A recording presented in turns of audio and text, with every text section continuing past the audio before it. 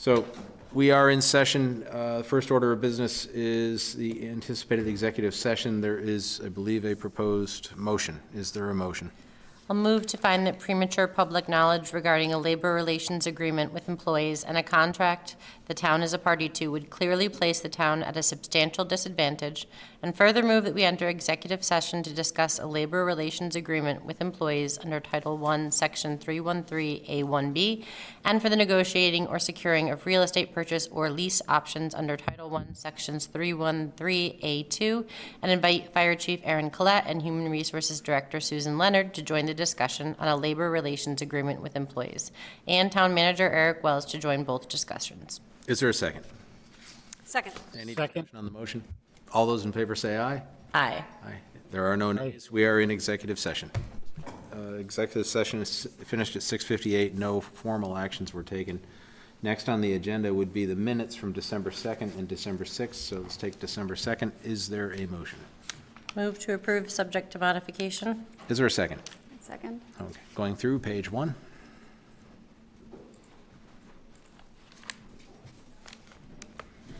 Page 2.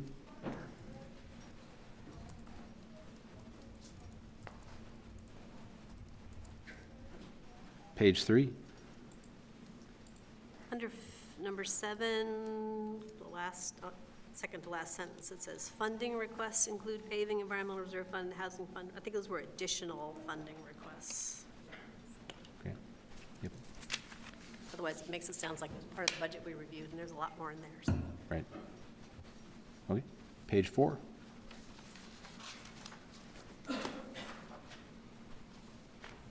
Page 5. With that modification, all those in favor say aye. Aye. Aye. There are no nays. Minutes are approved. The minutes of December 6th, is there a motion?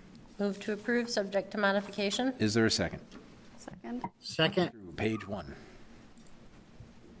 So in the second paragraph under number 3, Select Board tasked staff with determining possible expense reductions of up to 1.5%.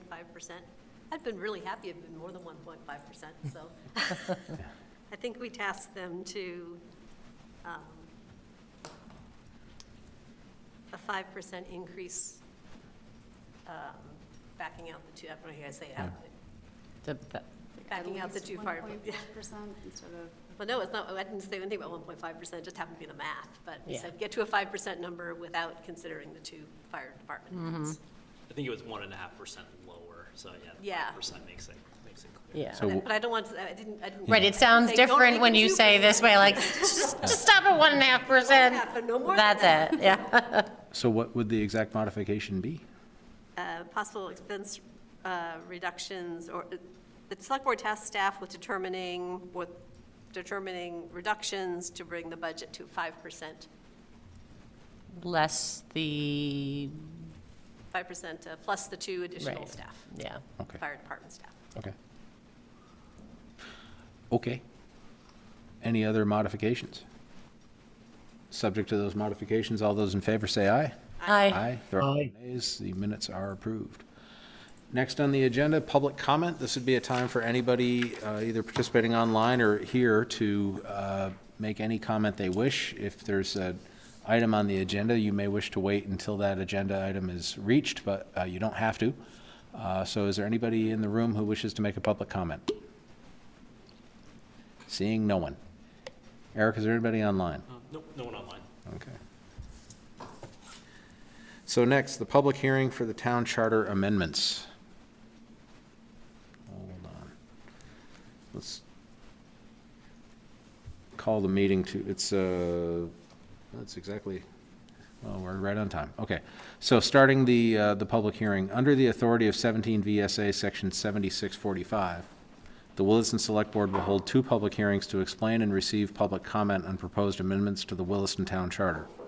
The first public hearing will be held on Tuesday, January 6, 2026 at 7:05 p.m. at the Beckett McGuire Town Meeting Room located 7900 Williston Road. It can be joined using Zoom. This is the first of 2 public hearings required under state law before the amendments can be considered by Australian ballot. The proposed amendments to the town charter are to strike the entirety of Article 14, subsection 3, pertaining to the office of elected lister and replace it with the following, and then it goes in detail as to what that added language would be. So, Eric, can you give a tiny introduction to the topic, and then we'll open it up for any public discussion? Yep. So this was discussed by the select board back in November and December. It would be elimination of the elected office of lister for the town. It requires a town charter amendment. After further discussion and review by the town attorney after that initial ballot discussion. In short, although the charter envisions a possible vote to eliminate the office, the charter reverts back to state statute, which requires the elected role of lister, therefore amending the charter is required. So there's an opportunity to do this at town meetings still by following this charter amendment process. And you heard from our assistant assessor and some of the current elected listers. There's new training requirements for listers with this calendar year. There's increasing complexity for commercial and industrial appeals in town, and the current elected listers are in support of this change. So for a charter change to occur, as the warning said, it requires 2 public hearings. Upon affirmative vote at town meeting, it would then be transmitted to the legislature that would need to approve it in both sides of the legislature, then approved by the governor. Charters are part of state statute. They're appendices to Title 24. So as the Dillon's rules state, anything in charter must be approved by the legislature. So They got nothing else to work on. So I did hand out this evening after we warned it with the town attorney in December. Town attorney had a final look at it. Some slightly just modifications of the official copy of the proposal. Just that there's a beginning section with the question, and then just being clear with strike through and underlined, and 14 subsection C3 needed a C before it. I'm transmitting this to you during the public hearing, and after the public hearing, if you want to just approve these changes to the official copy, I can refile those and use that copy for the second public hearing. Okay. Before I open it up to the raucous and unwieldy crowd that's here for the lister change, is anybody, any questions from the board? No. I just had one. The town shall employ or contract a professionally qualified assessor. Is that a actual thing? I mean, like, how would we decide if we were contracting with a professionally qualified assessor? Would they have to be some kind of a licensed assessor for us to hire Yeah, them? and there's certain ongoing continuing education requirements similar to what's required for the listers. So we need to make sure someone has those credentials and the correct education and training. Before we hired them? Yeah. Our current assistant assessor is qualified as a residential assessor, and she's also working on the requirements right now under the DSA to meet those before we have an assessment. She'll be all set. I guess that's kind of what I was a little bit worried about, is like the pool of people you're hiring, are they going to come to us professionally qualified, or are we going to hire somebody who can become professionally qualified? I just don't want to tie our hands in the future. I think we'd have the wiggle room with the language. It doesn't say certified. It says professionally qualified, and I think that's nebulous enough so that we can work around it if we have to. And we'll just have to trust ourselves and town management not to hire somebody who's unprofessional or unqualified. Okay. Maybe some of our elected listers would like to be qualified Yep. with the training classes. So are there any questions or comments during the public hearing from the audience? Okay. Is there anybody participating online? No. Okay. So without objection, I would entertain a motion to close the public hearing. I move to close the public hearing on amendments to the town charter. Is there a second? Second. Any discussion on the motion? All those in favor say aye. Aye. Aye. Aye. It's unanimous. The public hearing is closed. So, If the chair would then entertain a motion Yeah. to use the updated language. yeah, so is there a motion to use the updated language that was just handed out? I'll move to use the updated language to the charter change proposal. Is there a second? Second. Any discussion on the motion?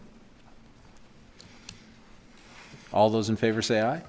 Aye. Aye. There are no nays. The motion carries. The amended language is what will be considered. So, okay.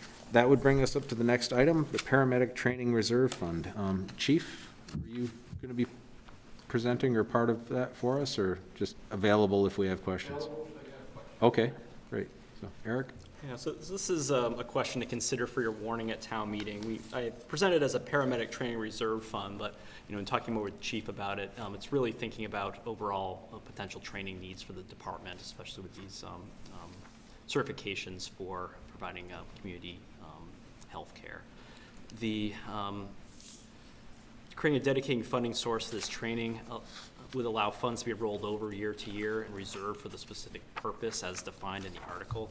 So it's, with this, it's important that the article defines what it would be used for. Paramedic training, AEMT training, that type of thing. Make sure that language is articulated in what the reserve fund's used for. It's the guidance the town attorney provided to me. The department provides paramedic level training, paramedic level of care to the community. Training additional members of the department to the certification level increases that capacity to serve the community.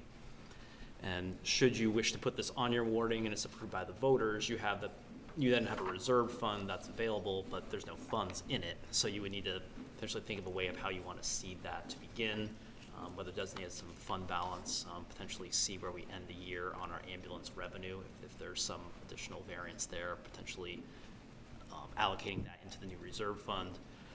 Thinking in future years as well too, think about ambulance revenue and using a percentage of that to then budget to put into this reserve fund. Year to year, there might be different amounts of members of the department that want to utilize this training. So it's nice to have a reserve fund so then year to year you can use it when it's needed. I consulted with the city of South Burlington to see how they provided this training, and they have set up a reserve fund like this. And they've used some general fund allocations to it. They've also had a large gift to the department that they've used in this reserve fund for this training role. So mechanically, as we're starting to talk about articles for town meeting, this is an article to consider. It's on the draft warning later in the meeting, but I want to bring it to your discussion early in the agenda while the chief is here if you have any questions for him. Questions for Eric or the chief? I like the idea. I would like to make sure that it's, the warning says without effect on the levy, I think is the right term. It's like we're not putting money into the budget to seed this. We're just going to create this. I think I understand. I think there's value because it is lumpy. It's not like you need 20,000 every year. You might need 40 one year and nothing the next year. I think hopefully, at least for the foreseeable future, from what Chief tells me, we're going to be having good, solid ambulance revenue in the future to keep it funded. And funding from this being utilized potentially begets additional revenue, which in turn could be used to fund additional training. So, I mean, thinking down the road, I mean, that's the model I would prefer to use, would be for that revenue to fund this, but that is a question for another day. Well, it would be interesting to be able to answer that question is like what, Yeah. is this 1%, would 1% of ambulance revenue, what would that generate? You know, if you kind of, you wouldn't have to put it, Right. absolutely, but sort of our rule of thumb is to be able to move that kind of money, assuming that that there's a surplus in the ambulance Right. world. Yeah, I like that. I just don't want it to be confused with the whole half cent on the tax Right. rate kind of thing. This is just, Right. Yeah, this is a non-budget impacting item. Funding, I just think whoever's put together the funding mechanism should be very detailed as well Yeah. for accounting purposes. yeah.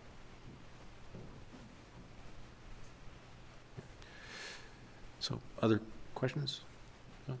So there's no official action that we need to take on this. But Kind of looking for your consensus if you want Yeah. to potentially proceed with this on your town meeting warning, and we can make sure the language is how the board wants it. And drafted it by just stating paramedic training, but is the board open to describing other training types like advanced EMT training, for example? I would have thought that was paramedic training, so Yeah. it's like, Yeah. apparently not, yeah. Yeah, right. Yeah. Yeah, I mean, I'm support it, if it needs to be the language of the, for funding usage needs to be established for it to be utilized in that way. I mean, it makes sense to include it now if, so that we don't have to then go back and change it down the road. As long as it's very specific about what it's Right. used for, then it's Mm-hmm. good. So what I can do, I can work to finalize this language, consult more with the chief and the attorney, and have this back for you to, as you approve the warning, hopefully in a couple Great. weeks. Okay. Sounds like you have consensus. All right. Yes. Okay. That would bring us to the next item on the agenda, which is social service organization funding request and update. Eric, can you do an introduction? Yeah, so the board has a memo from our Social Services Organizations Funding Committee as part of your budget review that you requested in December. I know we have members from that committee here this evening. They're here to present their memo and answer any questions the board has this evening. Great. So, come on up. Good evening. Welcome. We have 2 chairs. Yeah.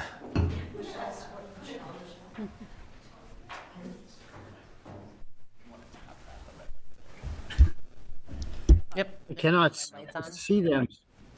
Push it again. Yeah, Okay, there you there go. My name's Michelle Desitel, as Eric mentioned, and this is Michelle. I don't know your last name. Michelle Brown. I see it on your email. And everyone's familiar with the social committee and what we do? Okay.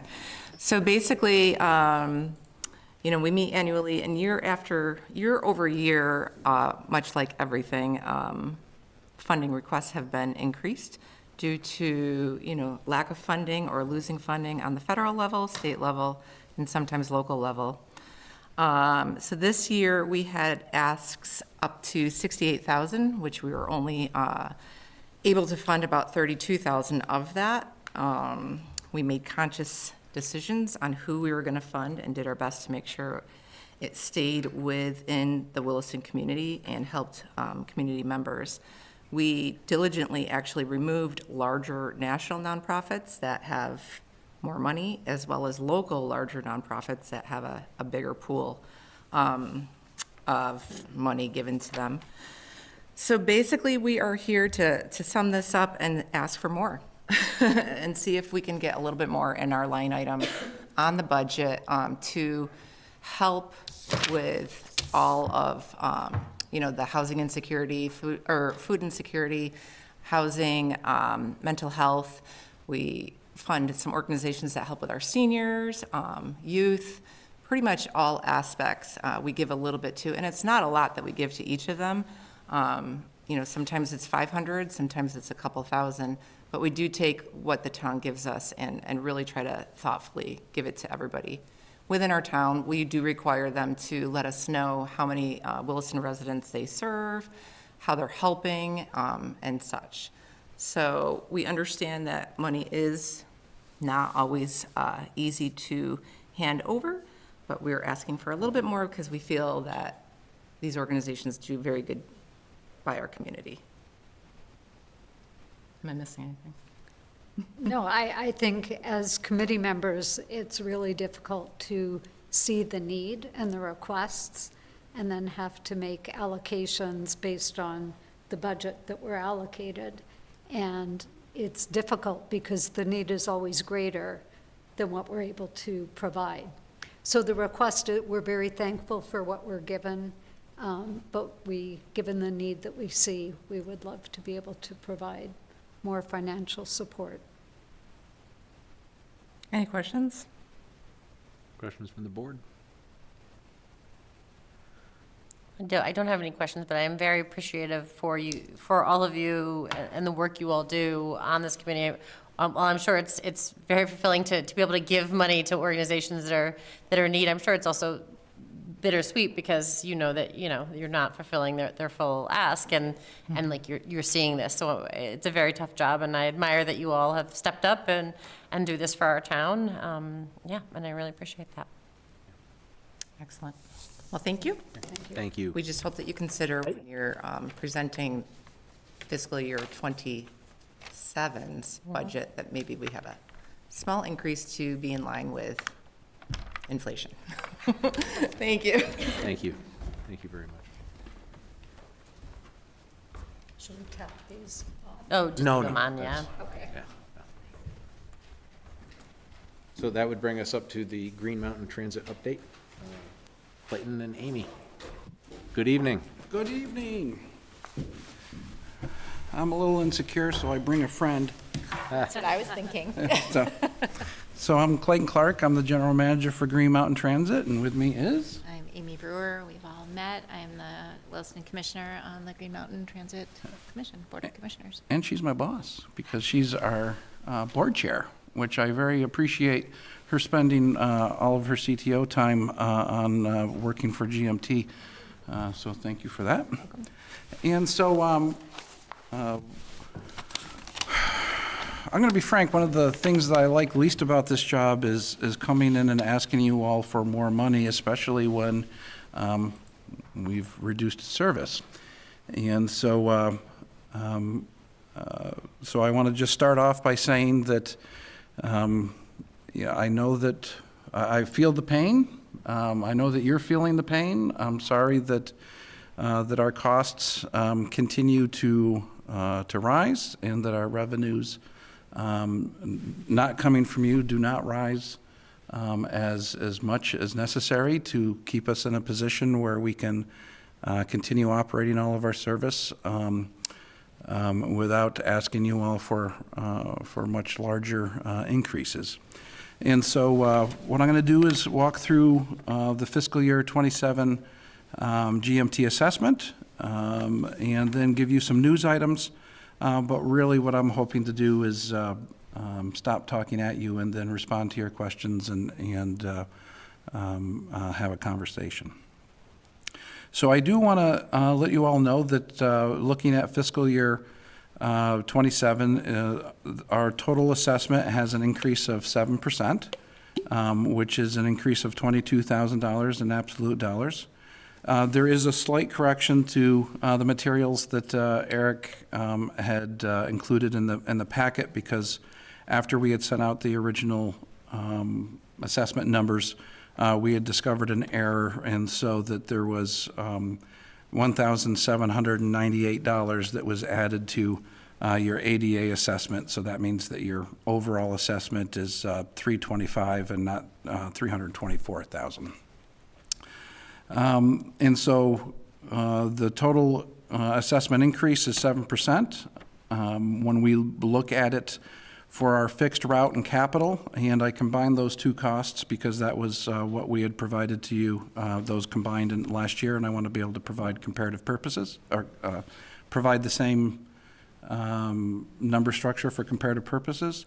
So last year, your fixed route and capital contributions was $239,000, and this year the fixed route and capital contributions is $271,000, and so that is where 13% that's a 13% increase, and that's where $32,000 of the increase is coming from. When we look at the paratransit assessment, that's where we saw a $10,000 decrease, and so, or a decrease of 15%. So the bottom line is that last year we asked for Williston support of $303,000, and this year we're looking at $325,000. For news, one of the things that is happening is that GMT is going through a sort of once in a generation, maybe perhaps once in several generations transformation, where we are going from being a both urban and rural provider to being just an urban provider. And so folks may recall that 20 plus years ago, GMT used to be called CCTA, and we operated service just here within Chittenden County. And so about 20 or so years ago, some of the rural providers were failing financially. The good news is that the rural providers adjacent to us are doing much better. And so in partnership with the state and those providers, we thought that it would make sense to have a sort of return to our urban mission. And so on January 1st, so last Friday, our service in Franklin and Grand Isle transferred to Rural Community Transportation, RCT. And we expect on July 1st of this year to have our Washington County service transferred to Tri-Valley Transit. Also being transferred but won't go into effect until next winter season is our seasonal service in Stowe and Sugarbush. The thing that I can tell you about this is that what really excites me is that in the 3 years that I've been here, I feel like GMT is pulled in many different directions, and I can tell you that rural transit is very different than urban transit. And so I'm looking forward to having the ability to really focus more on our urban transit. My hope is that that will allow us to be more flexible, to be more responsive to community needs, because we are going to have a more singular focus. One of the things that I do hope to be back in front of you all in the coming months is to talk about our ADA assessment methodology. And the methodology that we use to determine what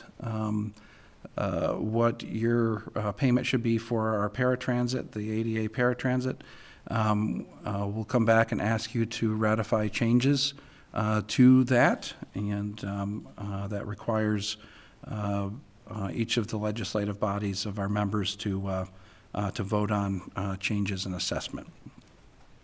I want to thank Eric for participating in work that we did on overall assessment reform. One of the things that I'm aware of is that the assessment formula that we came up with in 2006, it's the same formula that we use now in 2026. It is dated. It leads to situations where we have, Williston having a significant reduction in service that's not necessarily reflected in your new assessment. And so my hope is that we can come up with a new assessment methodology. I can tell you that what we spent the fall with the help of a very good consultant that CCRPC helped us pay for was basically learning how complex this issue is and how difficult it is going to be to come up with an assessment formula that makes sense for Burlington and Town of Essex or Milton, which is kind of like the extreme large and the extreme small. And so that's something that we're sort of wrestling with, and hope to have movement on that as this year continues. And then I'll be back again to ask you all to vote on an ADA, or not an ADA, but an overall assessment change package. The funding outlook for us, the governor hasn't issued his fiscal year 27 budget yet, but we believe from our work with VTrans that we will continue to get some of the additional assistance that we got in this current fiscal year, which are $700,000 worth of carbon reduction funds, which are federal funds that the state has some flexibility on how to use in ways to reduce carbon emissions. We expect to get those $700,000 additional dollars in fiscal year 27. The bad news is that program ends in fiscal year 27, and so that just makes our fiscal year 28 hole much deeper. And so we're in a situation now where when we look at our fiscal year 27 budget, it's going to be in the red by about $500,000 to $800,000. That means that by the end of fiscal year 27, we will likely need to do some sort of service reductions to help fill that gap. The good thing for Williston is that because we, just made some changes to your service, I don't really see, Williston service being something that would be looked at for a fiscal year 27 reduction. The real scary thing is fiscal year 28, because that's where we still have, especially with that carbon reduction funds going away, we have a $2 million plus gap. And we expect that if there's not intervention, either at the legislature or us finding another funding source, that we could be in a position to cut another 20% of our service. And so I should have led with that, over the past year, we ended up reducing our service by 16%. So that would be on top of the reductions that we've already made. We're hoping to be able to find new revenue. And one of the things that we are doing in that direction is that the IRS just recently approved our creation of an affiliated nonprofit with GMT. This will give us some additional abilities to raise funds, and it will also give us additional eligibility to apply for grants that require a nonprofit to apply for. And as a municipality, we're currently not eligible for. So we're hoping to be able to use the nonprofit to be part of our plan to increase and diversify our revenue. And so that's the overview, and let's have a conversation. Questions? As you have done away with a lot of your rural routes and concentrated more on the urban routes, are you finding that you can repeat some of these urban routes more frequently and getting a higher ridership? And so that's a great question, but one of the reasons why we're not able to do that is because one of the challenges of urban and rural transit is that they're funded separately by the federal government, and there are two separate silos of money. And so when we transfer the service to rural community transportation and Tri-Valley Transit, they will get all of the money that we previously received for rural transportation, and we'll stop receiving those. So the transfer will not allow us to use additional funds for urban service. By repeating the more popular routes in the urban area, would that increase ridership? People become the more rely on, a bus. They know the bus is going to be there every half an hour. Yep. Instead of twice a day. Well, I'm wondering, have you been watching our board meetings? Because, we actually have been discussing that because, one of the things that we realize faced with the situation that we're in, that we're going to have to make hard decisions. And there is one approach to public transit which seeks to maximize geographic coverage. That helps to make sure that the most people who need to get someplace do have some type of service, but that generally means lower frequency, which means that it's not as convenient. And so the other approach that may be taken is to focus on the areas where you have the high density population, and then to serve those corridors with higher frequency service. With the downside is that you don't have the geographic coverage, so there's going to be transit deserts. The good news is that where there is transit, it's going to be far more convenient and much more accessible to not just people who need to use transit, but to what we call choice riders. Those are the folks that riding public transit is a choice.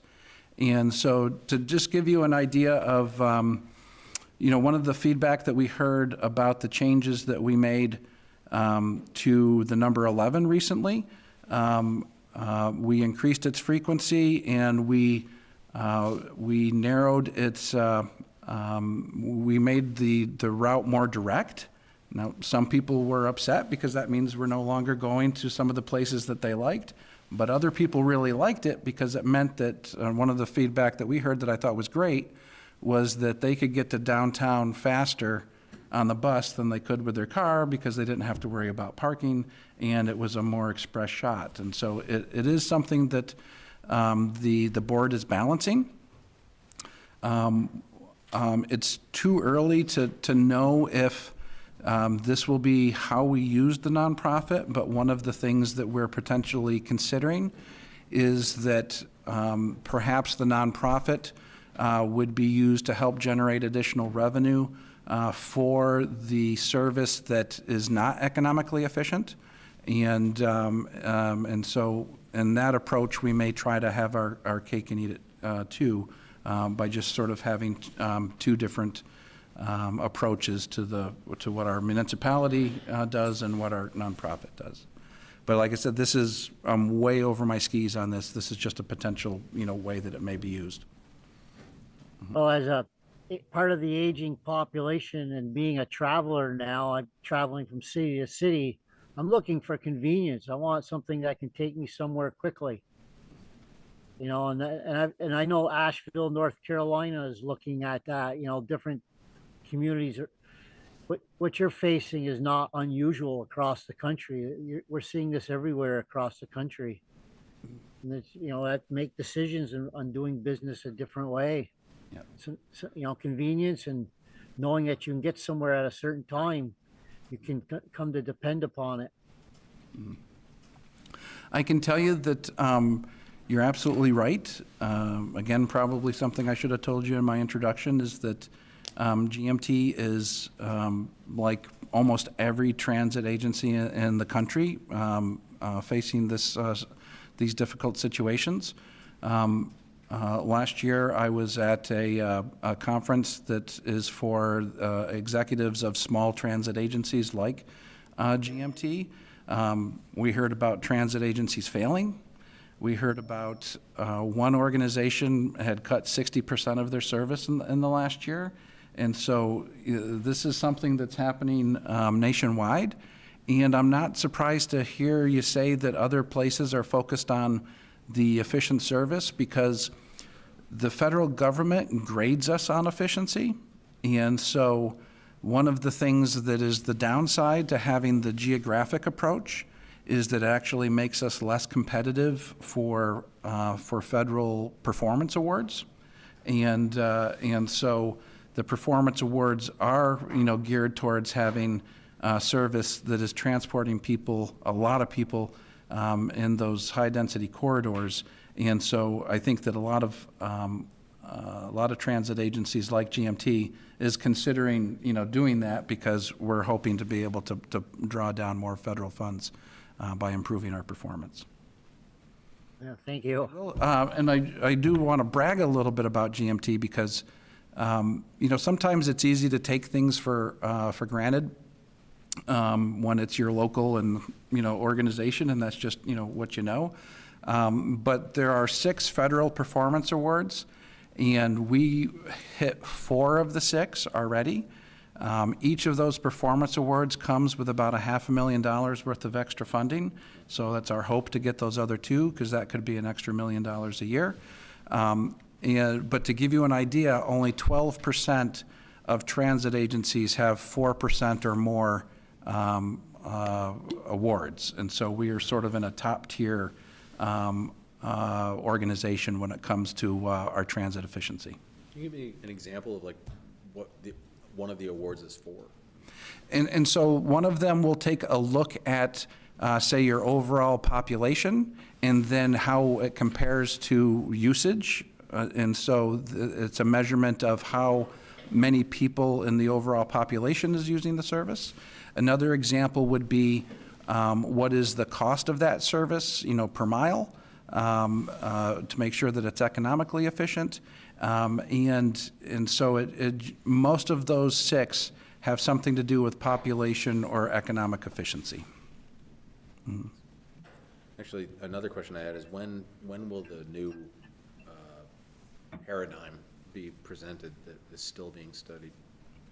Oh, as far as the assessment? Yeah. And so we are going to get a report coming out of our work. I can tell you the report is going to probably identify more problems than offering solutions. And so we will share that report with all of the municipalities when we get it, and then essentially use that as, okay, well, now let's try to work on these things that we've identified are barriers. So I think, but if you were thinking about when, the earliest we would be here with a new methodology to ask you to vote on, I think that if I was wildly optimistic, we would have something, say, next fall for you to look at. Okay, just curious. All right. Yep. Thanks. Mm-hmm. to say this is a way better number than I was anticipating when I knew this, you guys are going to show up. And so I know you've got huge financial strategic issues to deal with, and to come in at 6%. I'm in the middle of doing 6 different municipal budgets right now, and everybody's struggling to get below 6%. So, Yeah. So that is good to know, though I have to say that I don't entirely understand all your budgets, so there might be something hidden in there. But I'll say, overall, I'm going to say, good job. So don't tell anyone, but I don't entirely understand it either. Yeah. And secondarily, I'm very glad that Williston's within reach of, I mean, within a reasonable differentiation from 6%. 6%, 7% is not something I'm going to say, hey, how come we're not at the average? Because it's not the average.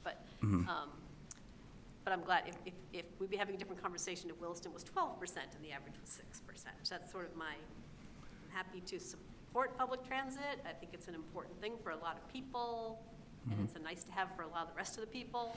And it's good for the environment. There's all sorts of reasons that we should be supporting it, but sometimes it does seem to come back to some municipalities more than others, and I appreciate the fact that it doesn't this time. It looks pretty even. So. And I definitely recognize that, sort of like our friends in the town of Essex, you know, Williston is a community where vast swaths of it are nowhere near public transit, and so it does present a challenge to you all in considering. So I appreciate that you all have been extremely supportive of GMT in the past. Thank you. Any other questions or comments from the board? Okay. Excellent. Great. And I'm going to stay for the next topic, which is very much related. Okay. And I want to say, we looked at the read ahead that you got, and we were all super impressed. So, so the report that you're getting from your staff is very well done. And That's common. We expect, that's the standard we expect. and I say that because we are going to be recruiting a planner soon. So Not any of ours. you know, if we do have a vacancy to Our fill. funding's more stable. Yeah, we do the poaching. Oh, okay, all right. I can accept that. We're going to just stay up here. Oh, okay. So let's go on to the next topic. We've got the update, the older adults and persons with disabilities. Is Melinda coming, or Fund. no? Okay. Yeah, and I want to give credit to our senior planner, Melinda Scott, who authored that memo, and unfortunately, she's not able to be here this evening, so I'm pinch hitting the best I can. So, I'll just kind of tee this up for the board. As discussed last September, the Older Adults and Persons with Disabilities Program, O&D program, is facing fiscal headwinds this fiscal year, and it'll cross in FY27. As you mentioned, there's the memo in your packet. Overall, we're seeking direction from the select board on allowed trip types for funding in the current fiscal year amid this grant trip eligibility change from VTrans and GMT, and also thinking about funding in the FY27 budget as part of this. There'll be discussion here about whether to expend additional funds in FY26 for this program and how to approach your FY27 budget. There's been an update with these policy changes. I'm thankful that GMT working with SSTA to delay the implementation here, just sort of getting the word out and how it can take a little bit of lag time with postal mail and everything. And as you look at the numbers for FY27, in December I increased our line item for the O&D match by just under $20,000, just knowing there was some pressures coming up here. So. You've got the memo in your packet. I'm happy to walk through it for the board if you'd like. I'll kind of walk through it. I just kind of bullet pointed it out. So this program overall supports community members through affordable transportation to medical appointments, shopping trips, and social visits with friends and family. Green Mountain Transit contracts with Special Services Transportation Agency, SSTA, to provide the service. Those who are 60 years of age or older and/or with an ADA-defined disability are eligible for the program. No income requirement, application, or physical exam required. Partner communities and organizations set their own restrictions for types of trips. And for us in Williston, our finance staff of Shirley and planning staff Melinda as our community development planner, they oversee this program for us and they approve individuals and monitor the service provided by it. We have one restriction in place for use in Williston. Currently, there's a limit of 2 round trips or 4 one-way trips for the social personal category. The select board can set any trip restrictions as a matter of policy. About 75% of our trips are for medical purposes. It's more on the trip types here coming up. This program uses federal funding through VTrans that covers 80% of it with our 20% local match towards it. Any organization can then overmatch based on the overall program needs. We were informed earlier this summer the federal funding for the FY26 grant had been reduced. And as you were previewed at the last discussion, the demand for this service is increasing. It's in particular demand for social personal trips. Average cost per trip is increased from $43 2 years ago to $65 currently. And the total cost for service in FY25 was just under $145,000. In our first 4 months of FY26, that was starting last July, the total cost of service was just over $57,000. The number of trips and total costs observed to date this fiscal year continues that present course. We'd expect that cost to be over $170,000 for overall for this fiscal year. We're also seeing similar cost overruns for around the state. The Chittenden County O&D program's roughly 30% over budget for FY26. To address this shortfall, we're grateful that VTrans has agreed to provide Green Mountain Transit and others with additional federal and state funds to support this program in Chittenden County. But even with those additional funds, there's a significant budget shortfall predicted by the end of the fiscal year. So in an effort to bring spending back in line with the current budget, there's going to be new trip constraints in Chittenden County. Partners will be responsible for any trips at 100% local cash match once the available funding is expended. Partners are towns? Towns and AgeWell is a partner and a couple of nonprofits. For all these trips that fall outside the new restrictions. And a note here is the town would need to commit about just over $10,000 in additional FY26 matching funds to access this additional federal award. Staff recommendation at a minimum is to think about that number to access those additional federal dollars for the 80-20 split. Above the 29.9 or above? I was just looking at the. Yeah, the total. Adjusted award.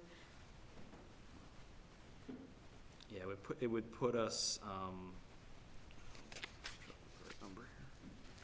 yeah, I think our current budget is about $23,000 for the match, so it would be an additional $10,000, so in the low 30s. Okay, that's fine. But actually, yeah, it would put it at 29. It's at about 19 right now. I really like to support this budget. You know, I feel that this is important. A lot of our aging population. I know people with, need to go in 5 days a week for radiation for a period of 4 to 6 weeks. Sometimes they can't make these trips on their own. Their family try to take them in several times a week, but they miss these radiation treatments. It costs a lot more money in the long run. I think as we have an aging population and the medical care that we get today, it requires a lot more trips to the hospital, a lot more trips to, for medical help. Yep. Yeah, that's a good segue, Mike. So these the new trip restrictions that would be covered by the grant funds, it would still cover adult daycare, critical care transportation with no trip restrictions. It would be a maximum of 6 round trips per client per month for the either non-emergency medical or shopping trip purposes. Social personal trips are no longer eligible. Vocational work-related trips are no longer eligible unless funded under the Recovery and Job Access Funding Program for the state. So the question for the select board is the grant funding is only going to cover those certain trip types. To date, the select boards only have the restriction on our social personal for the, all the numbers straight here, for I believe 4 round trips per, 2 round trips or 4 one-way per week in that category. So what Linda had outlined in the memo is thinking about. Can you explain that little table at the bottom of page 3? I couldn't quite figure it out. Yeah, let's get that up here. What page is that, Gene? I didn't quite hear that. Page 3 of the memo. Yeah. So Melinda took a Okay. look at everyone who's used this program.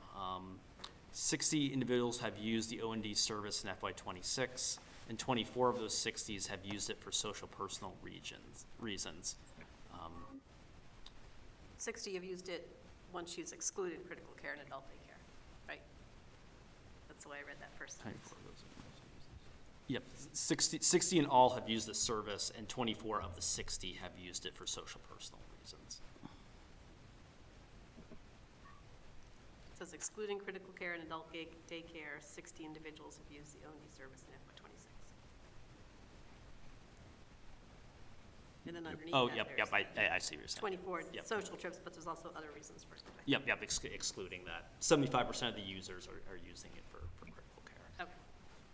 So, in thinking about how the select board wants to approach this, the federal funding is only going to go with those restrictions that the updated criteria right now.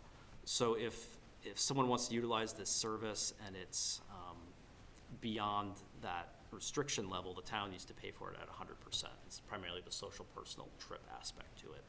So Melinda's analysis in that table looks at if you fully funded all social personal trips, it wouldn't impact anyone. It would be about a $40,000 FY '26 budget overrun projected. If you limited it to 12 one-way per month, about 3 one-way per week, probably based on use so far historically, probably impact about 3 people, and it would cost about a little over $33,000 in budget overruns projected. If you limited it to 8 one-way per month or 2 a week, probably projected to impact 6 people, budget overrun just over $25,000. Or if you don't fund any social trips at all, projected to impact 24 people based on use and additional $10,000. So this is kind of the minimum to access those additional federal funds that were unlocked for our match component there. So talked a lot, presented it, but I want to make sure everything I presented was accurate too with our colleagues from GM. You did great. But if I could add, this is an incredibly fluid situation, and one of the reasons why I wasn't here earlier is actually communicating with VTrans on this topic.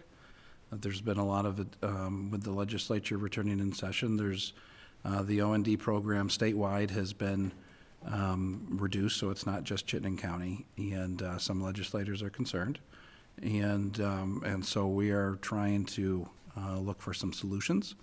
One of the things that I'm very concerned about is that these changes are somewhat abrupt, or I shouldn't say somewhat abrupt, are extremely abrupt. And so that was one of the reasons why we had extended the restrictions a week. If I was a betting man, I would say that we would probably going to extend that again. I should know by the end of the day tomorrow.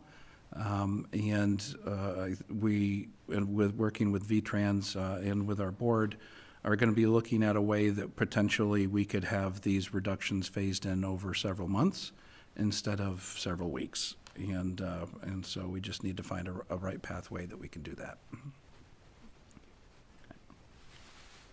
I think I said in the last time we talked about this, about the social trips, I am uncomfortable personally with removing social trips altogether, just as I see social as a great benefit to social emotional health for our seniors and those who fall under ADA, and so I would prefer not to go zero funding for that because I do think it's imperative, and I also understand that this is a really challenging time for our budget, and that it may be something that needs to be phased out longer term, but I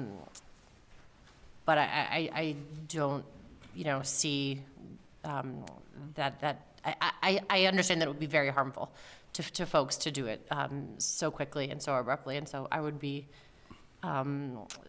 I would prefer to do it as a slower, do one of the options to limit it to 8 one-ways a month or something like that, rather than eliminate it altogether. I I believe Melinda ran the. Thank you, she thank ran you, Greta. January 1st implementation date, so if there's a longer, wind down of that restriction, conceivably the local cost would also go down based on where that lands, but we've got 6 months left in this fiscal year too, and we're trying to understand what the FY '27 federal funding will also look like. Can I ask about the term one way? I mean, we were talking about that's different than a round trip? Yep. So, somebody give me an example of what that would actually look like. I'm taking advantage of it for the social function to go visit a friend, but I can't get back home. Or maybe somebody can drive you home, or Yeah. your Okay. brother-in-law's off work, or. Yep. Or you go to a senior luncheon and there's somebody else there who's driving. Yeah, right, okay. You know. Yeah, I know, this program's a critical link for so many. Yeah, no, I'm in favor of it. Okay. Other questions or comments from the board?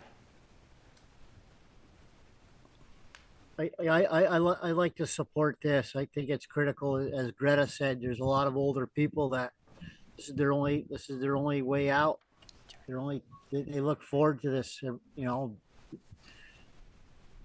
going to dinners or special events. It's the only way they have to travel now. If any of us lost our car and we were unable to drive, and we had very few people that we knew, we would appreciate, it'd be neat. It's a necessary for mental health, physical health. Yeah. So make sure I get reading this right. So if we went with the social trips to 8 one-ways a month, 6 people would be put out of. There's 6 people currently accessing more than 8 one-way trips a month. Correct, yep. So they would still have access to social trips, but just less. 8 a month is 2 a week, that's pretty good. Yeah. Yeah. Yeah, that's the level I was looking at. Right, you go from 6 to 24, that's a bigger impact, but 6 seems reasonable. Yeah. Yeah, and I'd hate to see it go less than 12.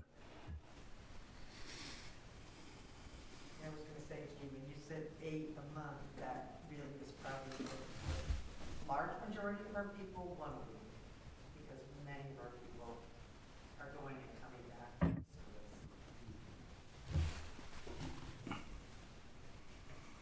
I mean, you could always split it too and say 10, it'll say it's 12 and 8. It's not on the chart. And this is, you can change this too. We're the select board. It's the power. The power. So what do you need from us on this one? I can't remember. So, looking for consensus. And you don't necessarily need to make a final decision tonight. What I'm hearing from the board is wanting to continue to fund social personal trips as this wind down occurs. It sounds like the wind down's fluid. I can update you further at your meeting next week. I could consult with Clayton once we have more of a timeline as Yep.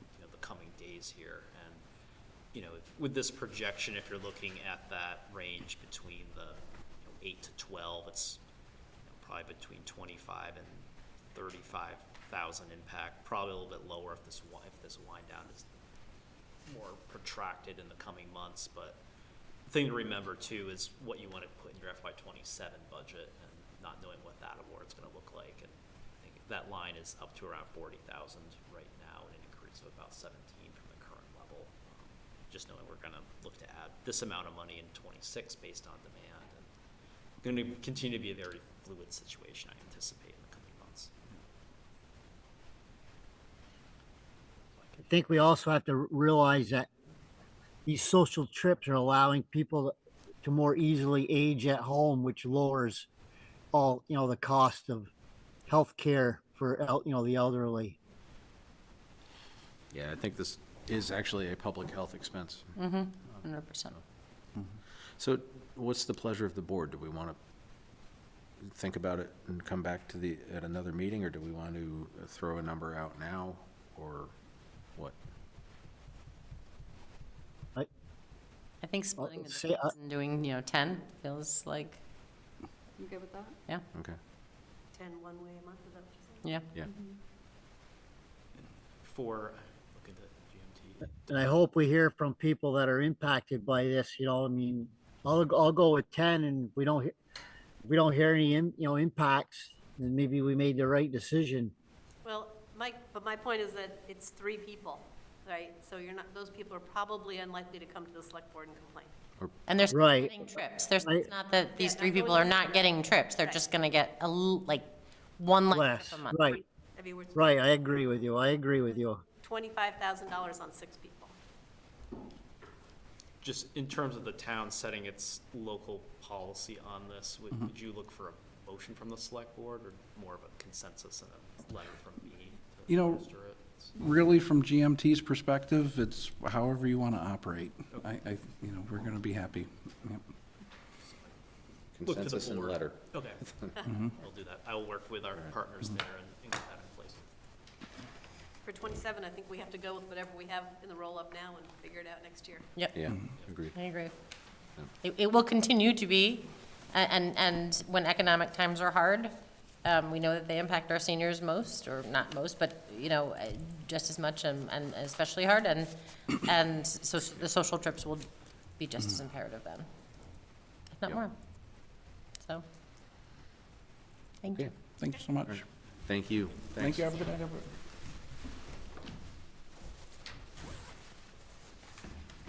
So that would bring us to the next item, which is the Conservation Commission ERF request. Good evening. Evening, good evening.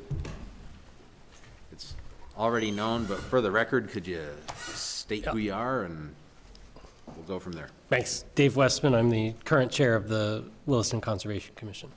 Reed Clark, Commissioner with WCC. So, Eric, if you could do just a tiny introduction on this, then we'll get to. Sure. Yeah, as requested by the select board, we received a memo from the commission speaking about the ERF funding for next year, considering how to approach that. Also a staff memo about the Master Naturalist Program. No formal actions required at this time, but this discussion blends into budget, ballot item, overall upcoming discussion for the board. So we've got folks from your commission here this evening to discuss with them, get the commission's perspective. Great. Sure, I can start.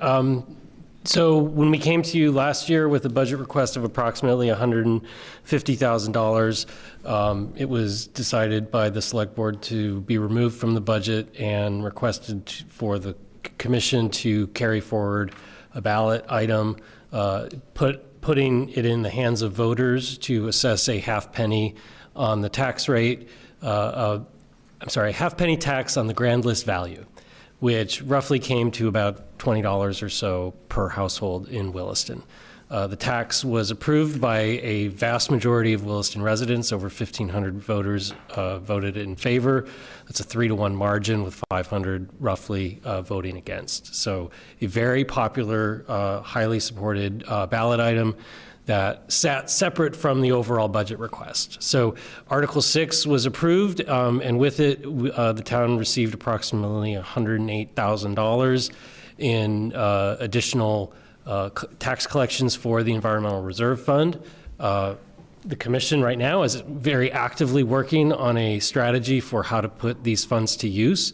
Right now, we have a very passive strategy, which is to wait for landowners to come to the town and say, I have an interest in potentially selling a part of my property for permanent conservation, at which point the ERF can be utilized.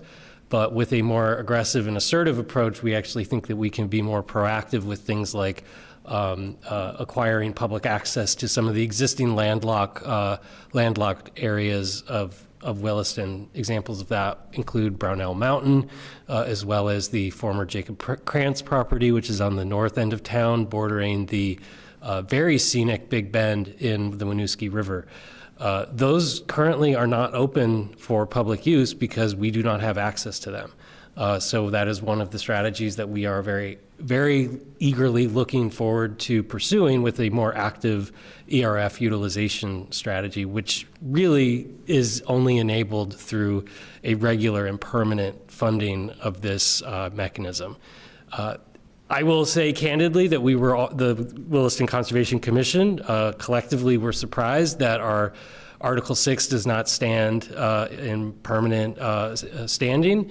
South Burlington had a similar item for their Pennies for Paths initiative, and they are continuing to collect on a 2018 ballot initiative. I'm not sure why.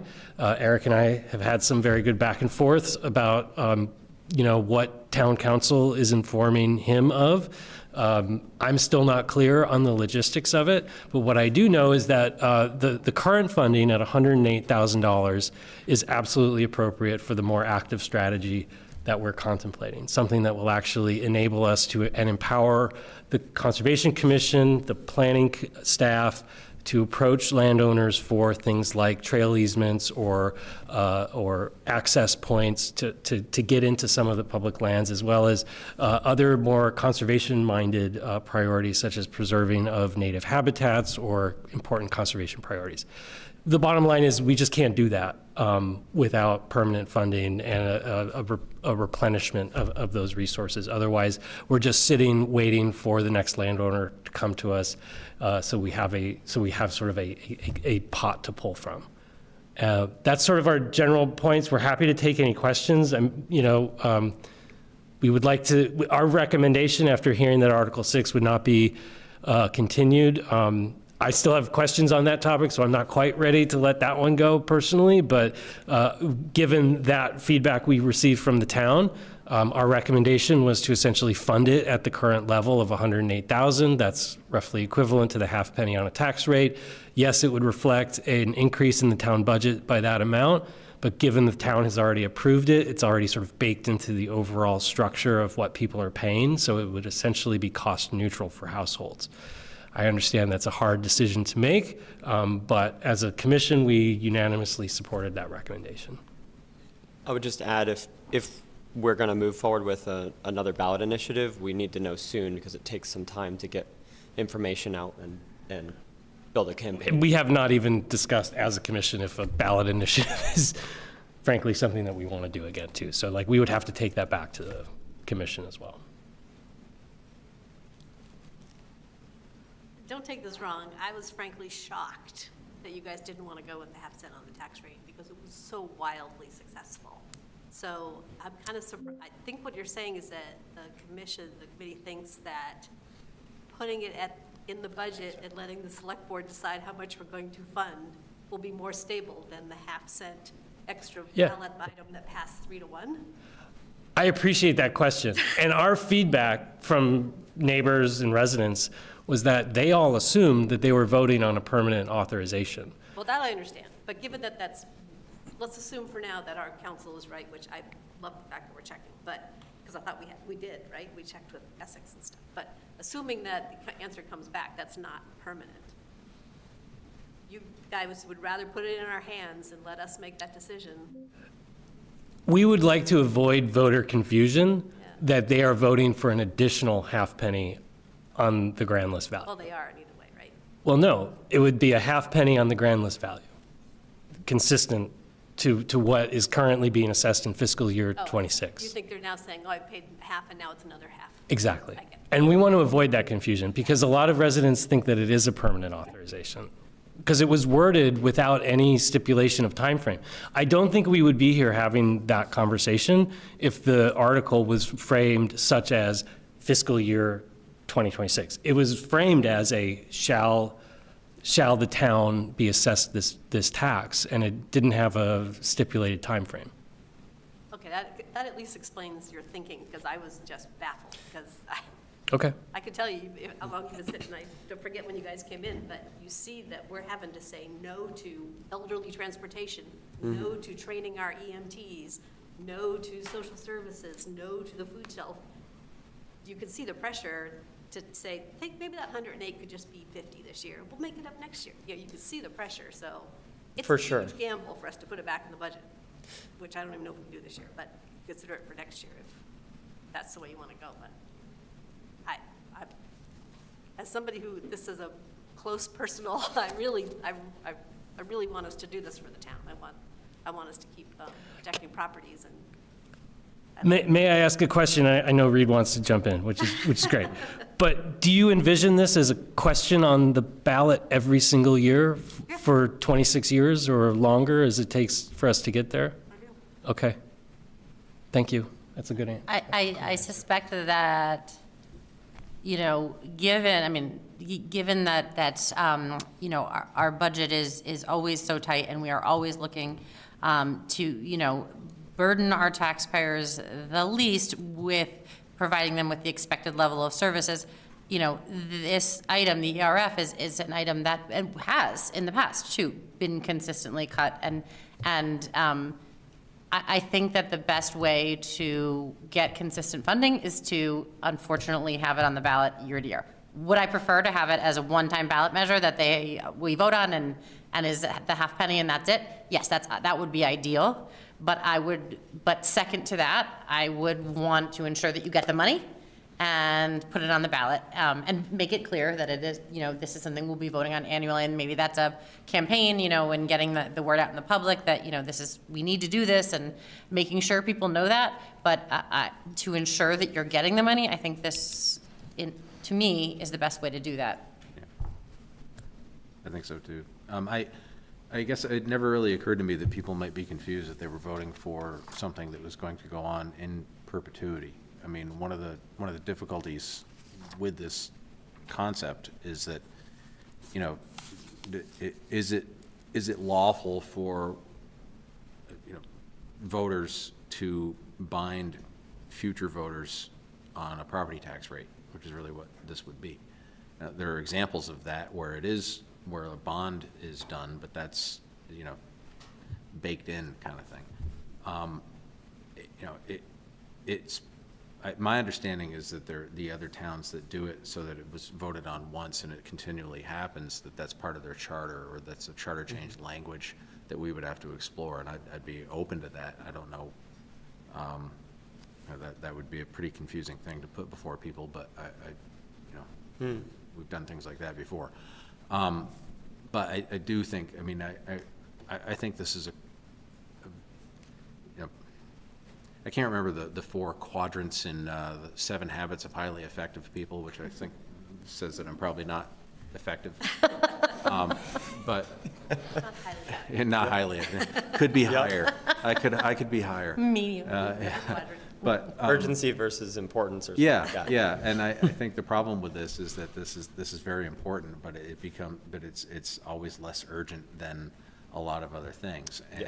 And the way around that is, you know, to put this back on the ballot, which honestly, as a matter of concept, I'm generally not in favor of doing things like this, because I am in favor of this. I'm in favor of the funding, and I think we need to do it. And I'll do what I can to push for public education, that this is not another tax increase. This is the same as what you approved before. It's just technically we have to keep approving it. But as a matter of concept, putting specific things on the ballot is problematic, because, you know, one of the things that we have to balance in the budget, and I'm not saying balance the budget, but one of the policies that we have to balance are things like how much is our recreation department going to have for funding kids to go to day camps when they can't otherwise afford it? How many social trips are we going to give to elderly and disabled people because the federal government is, you know, gone haywire and is cutting all kinds of money that flows down to us? And those decisions have to be balanced against each other. So when you take one thing out and you put it a la carte on the town, for the town to vote on, it kind of takes that out. But the reason I'm in favor of this is because this is important. It's you know, going to be a very important thing going forward in the future if, you know, we have enough money to actually fulfill the need here. And it has been underfunded consistently, and I've been part of that problem for a long time. So, you know, I think this is, you know, every rule has exceptions, and to me, this is an exception to that idea that we shouldn't do things a la carte. But that being said, I think that I think this is going to be a very tough budget season. I'll tell you, it's difficult for, and I'm not judging anybody in the slightest, because when I wasn't on the select board, I didn't pay attention to this stuff either. but it's difficult for people to differentiate between the education property tax and the municipal property tax. Very much so. And yeah, and I always hear from people that, Williston's property tax, and when I tell them, we have the third lowest municipal property tax rate in Chittenden County. That comes as a shock to people, because it comes as one bill. And so they don't see the breakdown on that. So I think we're gonna have, this budget that, it's not finalized yet, but when it is finalized and it's put before the voters, I'll say it this way, I'm not as confident as I have been in the past that it's going to pass on the first try. So, if we put $110,000 into the budget, you'd have a better chance of that not succeeding than if the voters have a chance just to vote for it on their own. I talked a lot, and I'm done now. Thank you. Thanks. Reed, I know you want to jump in. I can't speak for the commission, but I'll say personally, if you're unable to commit the full amount to level fund with last year, which is below what our study shows we need to be collecting, so it is already a compromise that we made to try to put something out that was extremely reasonable to the voters, then I would personally favor, unfortunately, going back out, or seeing if there's something we can do going forward as far as like the charter to make it possible for something like this to be funded over a series of years and not have to be voted on each year. But I would also challenge the select board that, we just went through a town planning process, and we put in there, and it was approved that this is a priority to fund, and it needs to happen ongoing, and in line with the funding level that'll achieve the Williston that people want to see. And I'm concerned that these kind of things, they just require sometimes taking a leap of faith, and I would hope that seeing how much support there was for this particular item last year, that putting it in the budget would be a boon for the budget, to be able to say, hey, we heard the voters, this is important, we're incorporating it into the budget, and we're planning to do so going forward. That's what I would hope for.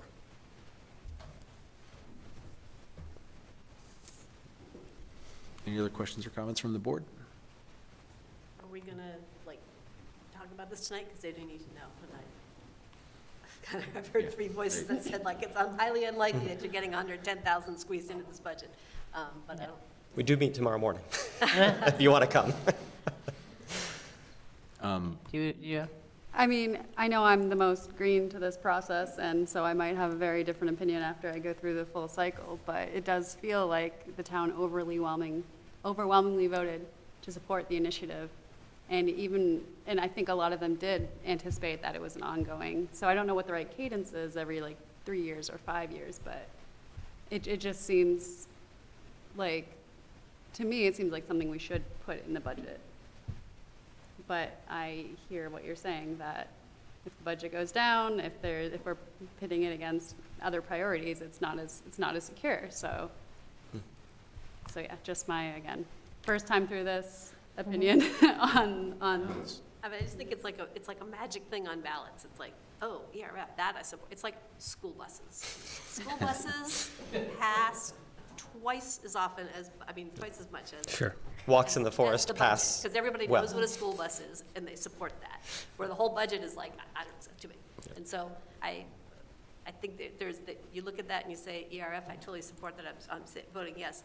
Then you look at the town budget, it's got a lot in it. It's $10 million, and it's up 7.9%, which is an 8.6 on the tax rate, and you say, I can't afford it. You don't say it's got the ERF, and therefore I'm voting yes, so. I will say, I agree with you. It's a highly popular topic, and it will probably pass even if we put it on the ballot. The one thing is that it's not without a cost. It took up a tremendous amount of time and effort for the Conservation Commission. We basically spent all of our winter and spring on that public outreach and campaign to get the ballot initiative known and educated. We built a website in support of that article. So if we do that again, we have a lot of those materials sort of on hand, but it's not without a cost to take the time and effort of the Conservation Commission members twice a month, 7 to 9 a.m. in the morning, focusing on trying to get this passed again rather than actually building the strategy and coming up with a solution that will help us protect land rather than trying to get the funds approved. Well, I totally support figuring this whole thing out about is there a way we can do it in a different way? And also, if you feel this way next year, just make sure it gets into the first draft budget. Because at this point, it's late to add something that big. Well, I think Eric can answer that one. That was our recommendation. Our memo was directed at Eric and the select board, Okay, well, then, candidly. I do think it is a short-term and a long-term approach. I think the short term is, this year getting it, getting that 0.5%, that half penny on the grand list. And then, longer term, looking at what is it a charter change? Is it some other more sustainable solution? Maybe things will change in other ways too that, and so it'll make it more feasible, because it is a priority. And I think that, my hope is that that we see this as a priority, which is why we want it on the ballot right now, because we are so committed to getting you that funding. Okay. Maybe there's a way, Eric, to think about rewording the article itself that makes it clear that this is not an additional, Yeah, shall the voters continue the authorization of? Yes. Continue document, something like that would Wow. be great. That's good wording. I like that. Continue. I'll check. Yeah, it's important that the town votes on this. It's the town's money, and the town, according to the report that we have, the 2025, 2033, town wants a lot, and they're gonna have to vote on what they really want, what they wish they want. Okay. All right. Thank you. guys. Thank you all very much. Thank you for the your discussion. dedication. Thanks for all your work. Yeah. too. Yes. We're excited to work on putting the funds to use. Yep.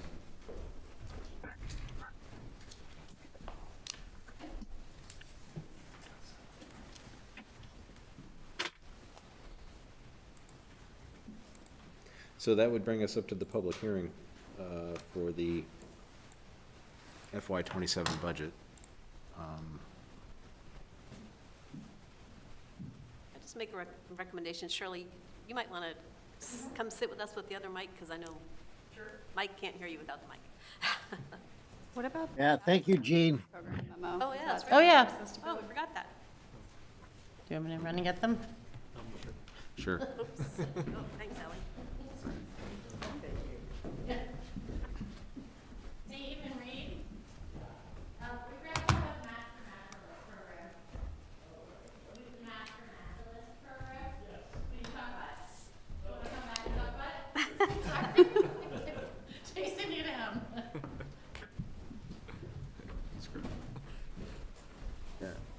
We've been summoned back. Yeah, I'm sorry. I apologize. Did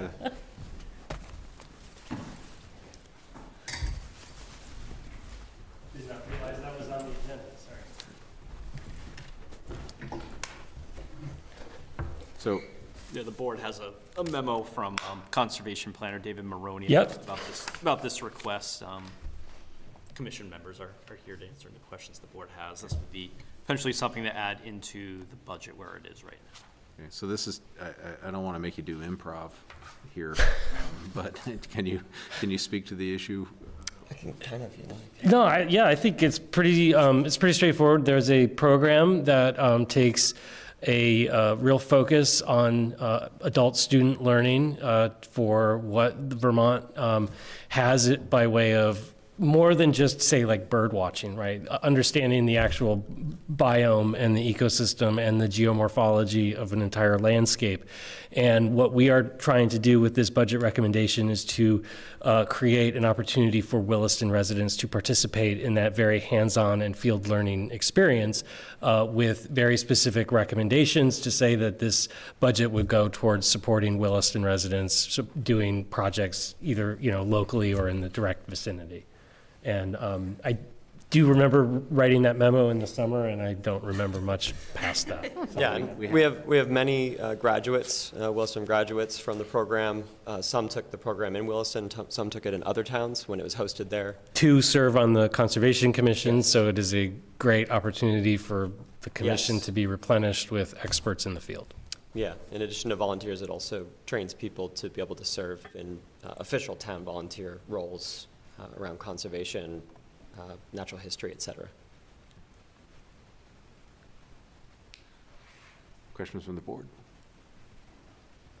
I just don't have it in front of me. It was like a $4,000, $4,200? $4,200. And that included the $650 for a scholarship, or? Yes. Yes. We're one of a few towns co-sponsoring, I believe, the program. And so it's a portion from us, and it includes a scholarship for one person to attend. That's right. And the curriculum is more or less set by the participants, so it kind of sort of suits their needs and interests for where they want to pursue their naturalist education, which I think is widely supported because you can sort of have it be as diverse as ornithology to hydrology, and that's fantastic. That's a nice aspect of the program.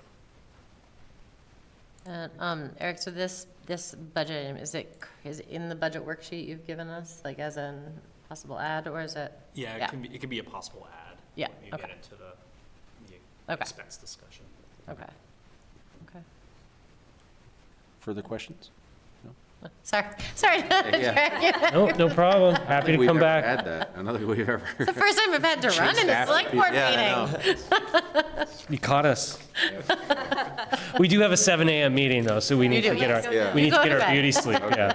Well, All right, well, thank you. We'll keep an eye on this one with you. Thank Yeah. you. Yes. Great. Thanks.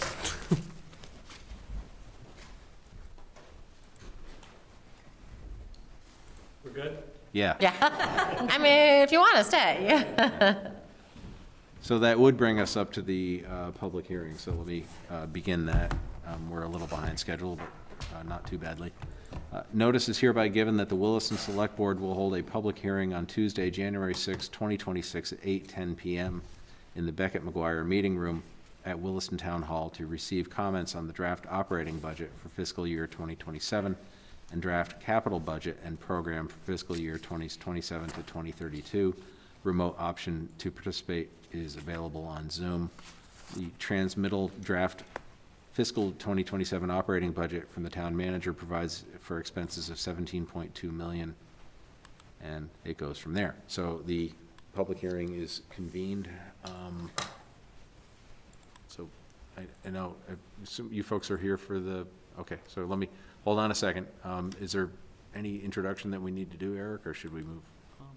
No, I mean, the meeting notice kind of talks to the bottom line. Yep. You know, essentially was transmitted by the town manager to the select board in December that you'll continue to work through after you receive some public comments. Yep, okay. So let's open it up to public comment. You're here for a public comment as well? Sure. Okay. Why don't you come on up? I think you were here first. That's why I'm calling on you first. I'm most The mic work? interested in finding out more. I'm looking at the. Excuse me, sir. Here, want to come sit beside me or Or you at the can stand. microphone? Yeah. That would be wonderful. I'm looking at, first, my name is Dan Boomhauer, 4545 St. George Road, Williston. And I'm looking at the page, the itemized list of things. And first of all, I was just trying to get a better understanding of a few of the things. For instance, in fire and emergency, you want to go up by 10.5%. And I'm just wondering if somebody could describe exactly what that would do. What are we going to do with that money? You're looking at $415,000, I think.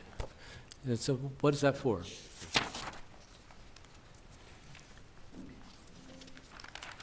You want me to? Yeah, you do. Which page are you on? I'm looking at your itemized page. I read the rhetoric, but now I want to know what the real answers are in terms of what this stuff does. So for the department budget, so Yeah, increase. I'm looking at your expenditures, and the first one is in fire EMS, that I had a question on.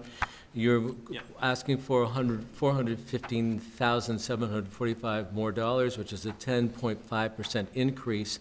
And I'm just wondering what that's going to do. Yep. Yeah, the majority is personnel-related costs. About $225,000 of that is to add 2 additional peak staffing positions to be funded with ambulance revenue overall.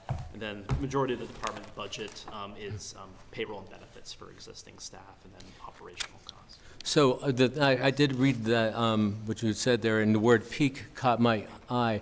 What do these people do when it's not peak? Yes, so really it's designed with an analysis we did over the last year to add 2 additional staff members who will be working 48-hour work weeks aligned with the 12 hours each day where we experience higher demand for EMS service historically, to have more staff on hand to answer the second ambulance call. So does that mean that when there is no peak, they're not in the building, they're not on call, they're just on call when needed? They'll be at the station working 12-hour shifts, and historically we see that call demand to have more staff is prevalent during those shifts as we've designed it. So yes, the answer is yes. Yes. Instead of doing a 24-hour shift, I always ask this question too. They have a 24-hour shift, like what do you do when it's not that busy? Right. This will be staff, peak staffing who only work in the 12 hours that are busiest. All right, so you've already discerned when those peak hours shall be. Yep. And hopefully everybody in the emergency world will agree with you on, from moment and day to day. The data agrees, yeah. The data agrees, okay. The data agrees. That was the first question I had, so thank you for that answer. And then in terms of the town manager's office, you're asking for another $99,625, which is an 18.5% increase. What is that for? I think we haven't broken out. I think a lot of that was our new HR director position in this current year. That's 169,000 of it is, the HR director started in September this year. So next year, they will be full-time for the full year. So this is just going along with what had happened the year before. But when we come to funding, for instance, the Conservation Commission, we are having to go back and redo that every single time. That's an interesting moment when I see we saw what we call priorities and then what we're doing here. Well, both of them have to be voted on every year. That's the point, right? So the municipal budget, whatever the number is now, I forgot, is voted on every year, and we're just saying that the Environmental Reserve Fund can't be different. It also has to be voted on every year. So I think they're consistent. But this is in the budget, and they're not going to be. Correct. So that's different. That's different, yep. Yes, I just wanted to make sure that that was clear. We're not doing the same. So thank you for that answer. And then when we get down into the police, we're also asking for $291,000 more dollars, which is 7.4%. What is that for? Yeah, primarily payroll and benefits. Again, there's a new police union contract, and among just ongoing personnel costs for the department is the majority of that budget. Does that include the detective that you hired last year? Yeah, it does. Yeah. And is there data on what that detective has done during this year? Yeah, certainly it's data we can get from the department. Okay, so would I go to the police and ask them, okay, what's happened with this person that we've hired and how we're continuing to hire? Yeah, certainly, I can follow up with the chief. There's, different data metrics we can look at. It just seems to me that if we're going to continue to spend that amount of money, it would be really, really good as a town to show what the merit is of that. We had a concept of what they were going to do, but I haven't seen anything that's been published that says this is what they really have done. Yeah, I can see if we have any data in our most recent quarterly report, and then I can chat with the chief just about what our data metrics would be moving forward. It's important to note too that rather than a single person fulfilling the detective position, it was ultimately decided to split that into 2 people who are fulfilling that position, not one full-time person. So that position is split up into 2 detectives now. And then the position that was filled from existing staff, right? Yeah. Right. And then another patrol position was hired, rather than hiring for the detective position. But what's clear is that we continue to add people, and now we're having to pay for them in those positions, right? Yep, I just wanted to Yes. clear up what we are. That is the way that Yep. this goes, and unlike with federal funding, we can continue with things, and then the federal funding goes away, and we're still responsible for paying for those things. So it's just important to understand what it is that these people are doing, how it benefits the town, and if we're going to expect the town to support this in the future, because I have a feeling that you guys have a snowstorm coming your way. And it would be really great if these things were absolutely specifically clear and there was no rhetoric. It was just specific, clear answers that are in like sentences of maybe 5 or 6 words that are fact-filled. That's a great point. Because right now, what I hear is a lot of stuff which is not the snowstorm, it's just hot air. So I really think it just needs to become much more concrete if you're going to make this budget function for people, and they're going to feel good about supporting it. So anyway, the last question that I had in terms of this page is in regards to your recreation and parks. What does the extra $89,000 or 14% increase do?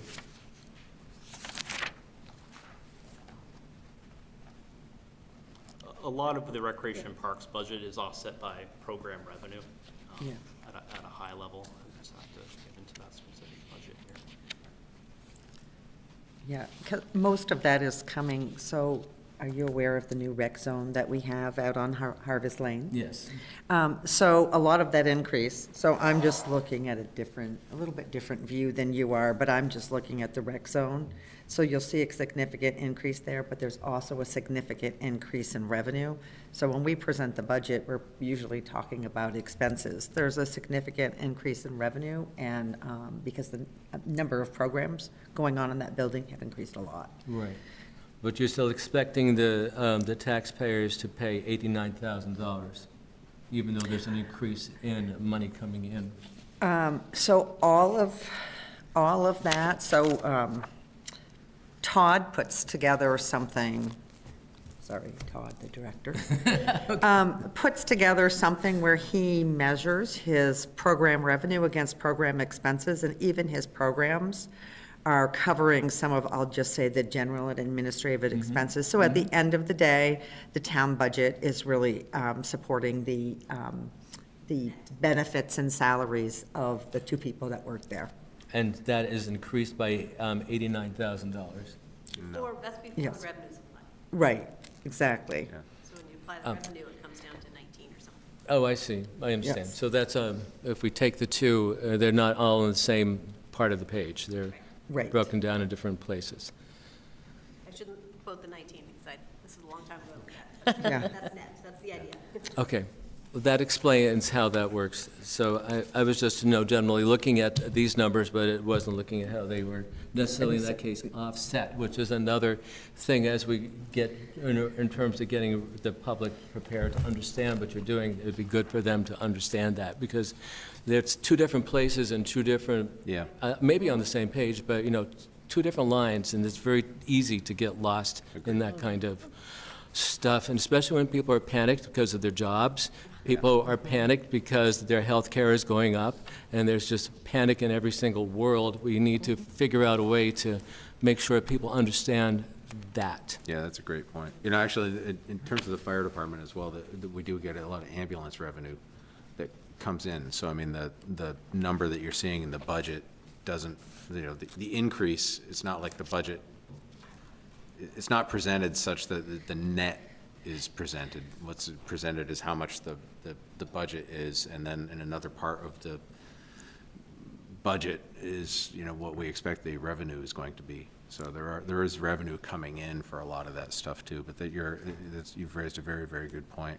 And actually, one last thing is that unfortunately, the budget increases that we're looking at here are in a significant way driven by health insurance and things like that. So, that is, the vast majority of what the town does involves employees, and they get health insurance. I understand that a lot of those things are contractual more, and in that probably whomever is in charge of the personnel has looked at as many possible ways to make the health care affordable. We actually did shift, as I understand, right, last year. Yeah, our increase is more of a 5% this year. Yeah, and that's because we changed providers to save money, so. So just to go back to answer your, or give you more information, this is the fire department revenue. So we're increasing revenue 350,000 over FY '26. Because you're looking at just expenses, you don't see that part. And the recreation revenue is actually an $80,000 increase. So you're looking at an $89,000 increase in expenses, but an $80,000 increase in revenue. So, Right. yeah. I don't know. Taking notes, Jean. Yeah. I don't know, Thank you. having Thank you, done Cheryl. budgets before in different places, I don't know how you get all that stuff clear so people can understand it and see it in a simple way. But that is I think, the challenge that you have in front of you. So with those things said, I just wanted to say that we need to keep this town affordable. We do not need capital expansion or bigger library or upgraded computer systems that will consolidate our personal information. We need to keep down the cost of housing and make this town a place where people that work here can also live here. We need to simplify and meet the basic needs and not try to make this town an affluent suburb for the elite. As a member of the community, I need you to know that my expectations are to try to provide just the baseline. We are in the beginning of a recession. Let's be responsible and prepare by keeping this budget manageable and affordable for everybody. An 8.3% increase, I think, just feels too large, and I think people are going to balk. And as soon as that happens, everything just starts to unravel. So, a failed budget is not anything you guys are going to be looking for, I know. So, and I know that you're worried and concerned about that, and I appreciate it. I also appreciate all the effort and work it's taken to get this far. And, I appreciate that and congratulate you, and if I can help, I will be glad to do so. But thank you so much. Thank you. Thanks for your comments. Thanks, Thank you Dan. very much. Thank you, Dan.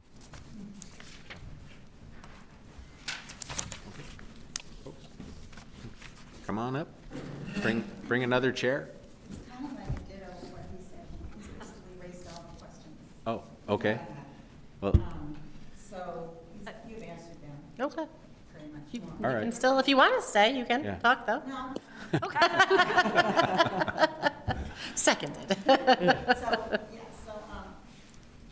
I do appreciate all the work you people put into this, but, talking to a lot of people around town, this is a big shock for a lot of people when you see that increase.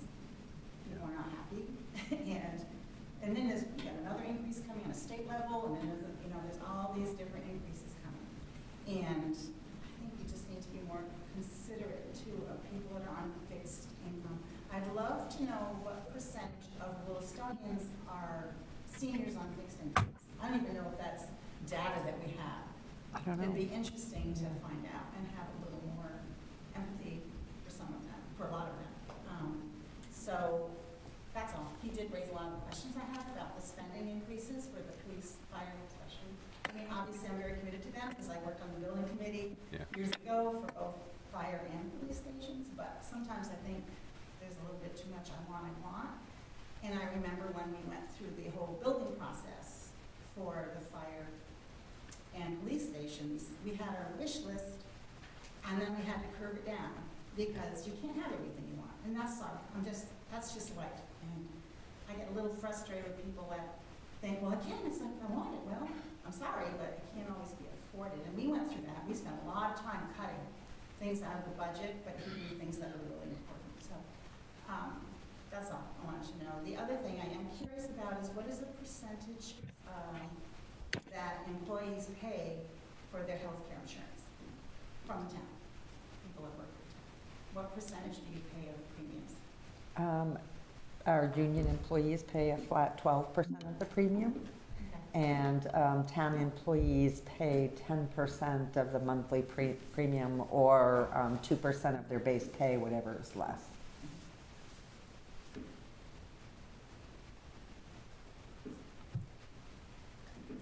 Okay. Thank you. All right. Well, thank you. Thank you. So, Eric, is there anybody online? Just one person. Just Mike. I like that Mike's location keeps changing it. It's, Yeah. It's proof of life. Yeah. And one- oh, Well, I don't want to, besides Mike. it's hard to hear sometimes. I've got Bluetooth speaker going. I'm turning it up and down based upon the volume. And I don't want to bother, there's a lot of people outside still walking around. Well, The people of Texas don't need to know about our budget discussions in Williston, Vermont. When we started the select board meeting, it was 80 degrees outside and we're down to 59 now. Wow. we haven't, it's 29 degrees here, Mike. So, Okay. Which is balmy. yeah. So is there anybody online? No, no one. Okay. Okay, so, I guess we should probably close the public hearing. Yep. Chair would entertain a motion. Move to close the public hearing on the FY27 budget. Thank you. Thank you. Is there a second? Second. Any discussion? All those in favor say aye. Aye. Aye, there are no Aye. ayes. The hearing is concluded. So that would bring us next to the work session. And you had a, So the memo Shirley and I transmitted to the board, I put it in slide form and I shared it with the board earlier today. But I can go through these slides and kind of open up your discussion from here. Have your work session planned next week as well, but staff's looking for feedback and direction you have this evening for any additional work going into the meeting next week. So the main policy areas for discussion, start with talking about the library town green project and the bond amount for that, for that item. The bottom line of the budget on the expense side. Oh. Not that serious. The property tax rate increase and the use of fund balance as a revenue stream in the budget. So the select board's direction to staff in December was to look at possible strategies to decrease the bond authority to 13.9 million instead of 14.54 million. Shirley's looked through the community projects fund, and our recommendation is the select board could allocate $400,000 from that fund towards this project. As Shirley went through that, she left funds in there for projects that are still to be completed, the Allenbrook Bridge and the communications tower project, and that is funds towards just the pre-work for the communications tower, needs some more consultant time, a little more legal time, and earmarking just a little more for the bridge project, as we know it needed to be a little bit higher for that piece. And then to round out that number to get to 13.9, the board could look at designating 150,000 from the unassigned fund balance for that. So I lead with that because this kind of all plays into your decision making with the fund balance as well, and thinking about this bond article. I just want to, and this doesn't change any of the numbers, but just sort of the intent, is that my intent when I proposed that we use that is, was that the town green improvements were sort of ancillary to the library. A lot of overlap, but, and I was thinking that it would be nice to relieve the library trustees from having to sell a bond that includes improving the walkways and cleaning up the town, gazebo, that kind of things, right? So I would say it'd be really nice if it got to 13.9, but it wasn't like get us to a number that the voters will approve. It was more a matter of this would be a good use of our money to do the town green improvements and not make the library trustees responsible for selling the town green improvements. And the only reason I did want to bring it up is in the yet to be unnamed chance that the bond doesn't pass, the trustees could say, we're not going to do the town green. Do they get to keep this money? Does that make any sense? It's like,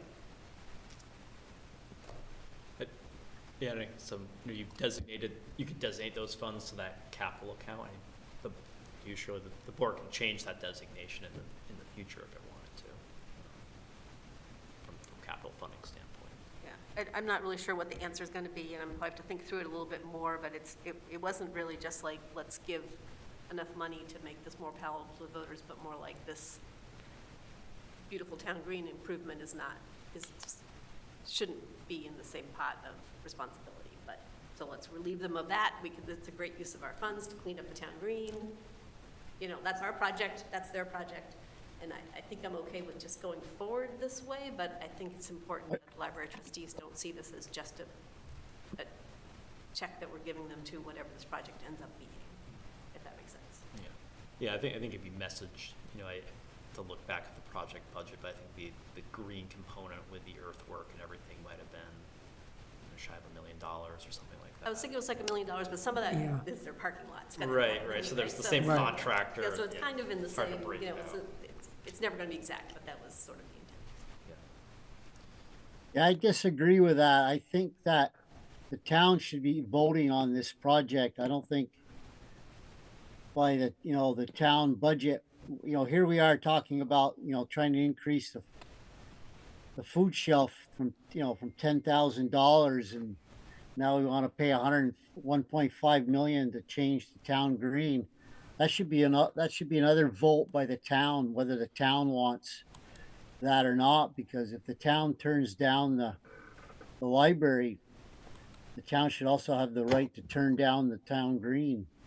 It'll still be part of the vote. The town will still be voting on the green and the library projects.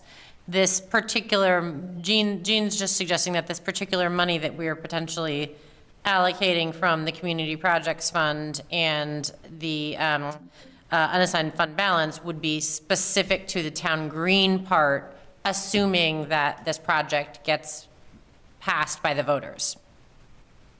Yeah, I understand that, and I don't like taking the $400,000 from the Community Projects Fund and putting it towards the library either. I think, with the town's constraints that we're having on the budget, we could also argue that if the budget gets turned down, we could lower the tax rate 2 cents by taking that $400,000 and putting it towards the town budget. Well, that would be certainly a conversation to have if that happened, but that hopefully is not going to happen. Yeah, but we don't have that lever in years to follow. Right. Yep. It's important that money, we have that money. I mean, I think of last year when we had that Industrial Avenue Bridge fail, the pedestrian bridge, the town was fiscally responsible enough that they were able to, come up, still pay $1 million approximately to fund that project, which was an important project. We need that money in a rainy day fund. I think by cutting back all of our budgets this year to try to get the library passed, we're going to be paying next year and following years more maintenance to make up for that. I don't want to take from what we have this year and have to pay it in the future. I don't think we've done that. I have a lot of questions about capital. We'll get to that when we get to it, but I didn't see anything where we said we really should pay for it in FY27, but let's not until after the budget, until after the library passes, and then we'll sock it to them later. Yeah. I didn't really see anything that was like that in the budget. Want me to keep going? Yeah, keep going. So just last couple points on this slide, the final amount of bonds to sell would be less any fundraising. We'd likely sell them in 2 series if we proceed here. So the initial draft budget I gave you in December was a 7.9% increase. We've prepared $180,000 of possible expense reductions to look at this evening. If the board made all those reductions on the list, it'd be about a 6.75% increase from FY26 year to year. But then looking at the number, when you factor in the ambulance revenue to cover the fire peak staffing 2 positions, it's more of about 5.25% increase. I'll go over 2 on that menu of potential reductions. There's some I've highlighted that I think the board may not want to move forward with. That takes it down to 140,000. That number of reductions makes it a 7% overall increase year to year, and then that ratio with the peak staffing is about 5.6%. So whenever you reduce the expense side of the budget, you need to balance it, and less expense means less revenue you need to raise. So you could consider, if you make expense reductions, lowering the tax rate, using more fund balance, or a combination of the factors to then balance the budget. So overall, with our unassigned fund balance, your policy ratio is 10 to 20% of the operating budget to keep in your unassigned fund balance. We try to project every year what conservatively that ratio could be the end of the fiscal year for the budget you're considering right now, to keep that in mind. There's some possible expense reductions to move 50,000 of capital from the general fund to the unassigned fund balance as part of that possible reduction, and get into that a little bit more with the capital. So from the memo, here's the first table. It shows, Shirley updated these numbers just to show if we increase up additional $50,000 to the 197 number I highlighted, and have our estimated end of FY27 fund balance at about 2.45 million, that ratio is about 14.3%.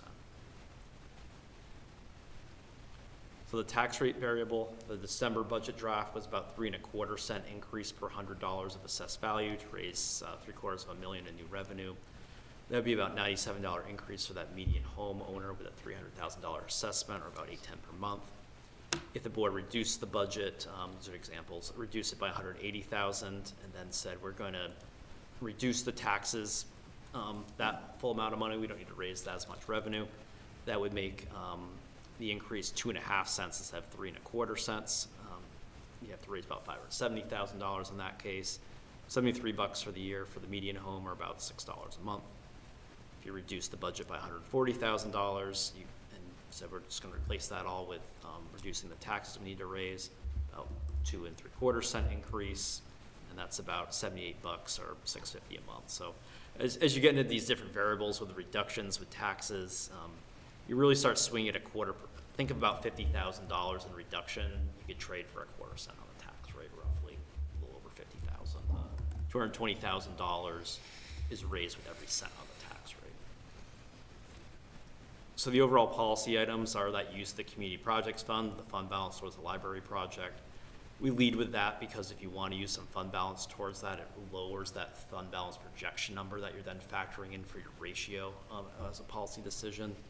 The expense reductions for the budget, what and how much to reduce, by what means to then offset those expense reductions on the revenue side. Is it a tax rate reduction, a fund balance use reduction with that ratio in mind, or a combination of the two? So then we ran some scenarios just based on just kind of those variables, and these are all fluid because ultimately you need to decide what your expense number is, how much you want to change from what was transmitted in December. So it uses these as starting numbers. So the scenario A, just what I described, you reduce it 180,000 and say just reduce what we need to raise in taxes by that amount of money for 2.5 cents. Makes that fund balance ratio 14.4%. Scenario B is you keep the tax rate the same and you put that all towards lower fund balance to use as revenue. So that increases that ratio projection to 15.5%.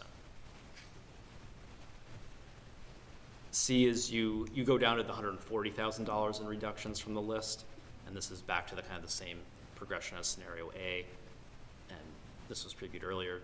Put it all towards lowering the tax rate 2.75 cents per $100, so that fund balance ratio at 14.4. Scenario D is that lower $140,000 expense reduction, putting it all towards fund balance. You get that ratio about 15.2%. Then E is kind of using the $140,000 number, splitting that 50-50 between the tax rate and the fund balance, gets you about 2.9 cents on the tax rate, about $725 per month for the median home, and the fund balance ratio about 14.8%. So we put those in as just kind of different scenario pillars, but ultimately the points you would need to look at are what you want for expense bottom line, what that looks like, what you want for a projected tax rate increase, and where you want that fund balance ratio. So the spreadsheet that's been shared with you has that list of the potential reductions here. I won't go through every one, but I will say this includes 20,000 more towards the CJC. I thought that was trending towards a lower number in early December. Our steering committee met before the holidays, and really we're looking at a $30,000 for each community to round out with that funding picture right now. There's state funding reductions anticipated there. So for this fiscal year, I'm comfortable recommending $30,000 for that program transition. So that's built into this net number of the $180,000 reduction overall. The three things I highlighted, I included reducing $15,000 from the social service organization funding, just to put it out there for discussion. We have it right now, we have it flat to our prior year, right? Is that 30, Yeah. 32 or something? Yeah. It's at 30. Yeah, I think I just put it at the round number of 30 to start. Yep. The fireworks on the 4th of July, signed the contract, there's a 10% cancellation fee, so I left the cancellation fee in there. It's for discussion, $18,000 expense. Yeah. And then the O&D program, I increased it $17,000, and based on the discussion tonight, I just left some room if you didn't want to increase it that much. But so I was anticipating you may not want to move forward with those three reductions, so that's where I got the $140,000 number to play with to start. And that includes moving some of these items to the fund balance for the capital component. Maybe I'll pull that up now.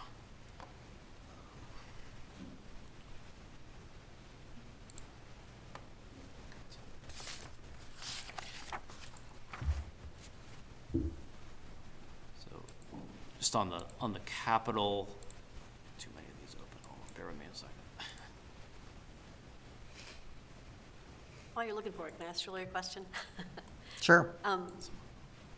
We keep talking about that we're going to have a good year in FY '26 financially, but I know we've also kind of keep spending it. This assumes neutral, FY '26. It does at this point. I haven't seen an FMR in a while, but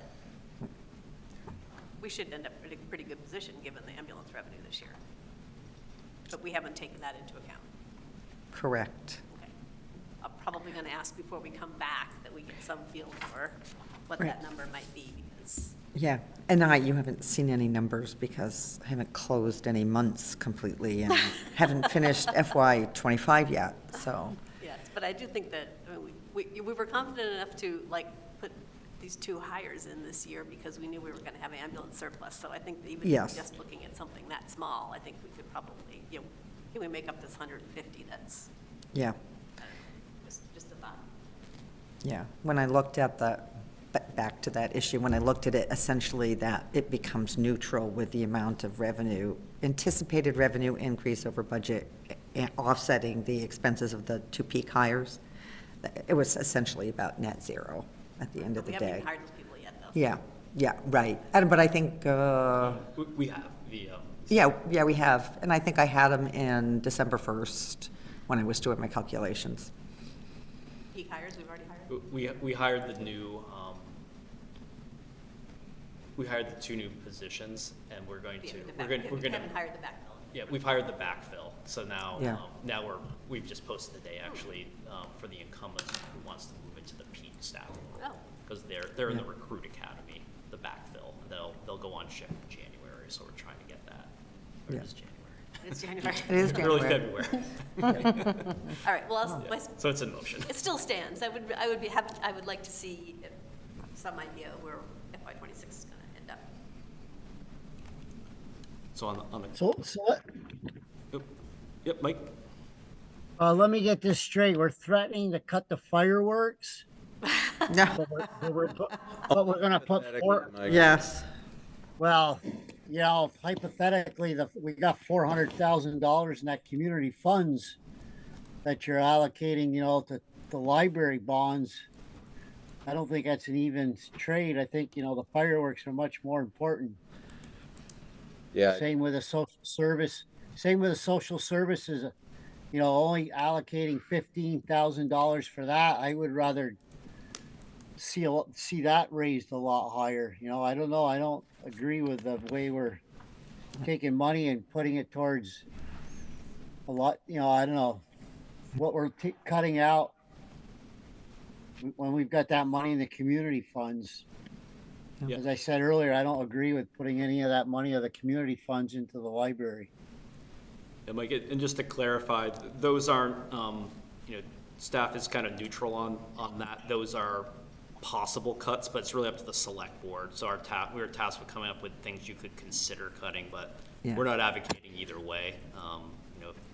If you direct us this evening to go back and find more expense reductions, we'll do our best to do that, but that's a point of discussion right now. Yeah, and you may not see that, I don't know what you're looking at, Mike, but they're in yellow, and there's 3 of them there that I think, yes, staff. Yeah, they're in yellow. 18,000 for fireworks. Yeah, the fireworks, the, Social service. 10,000 for the O&D.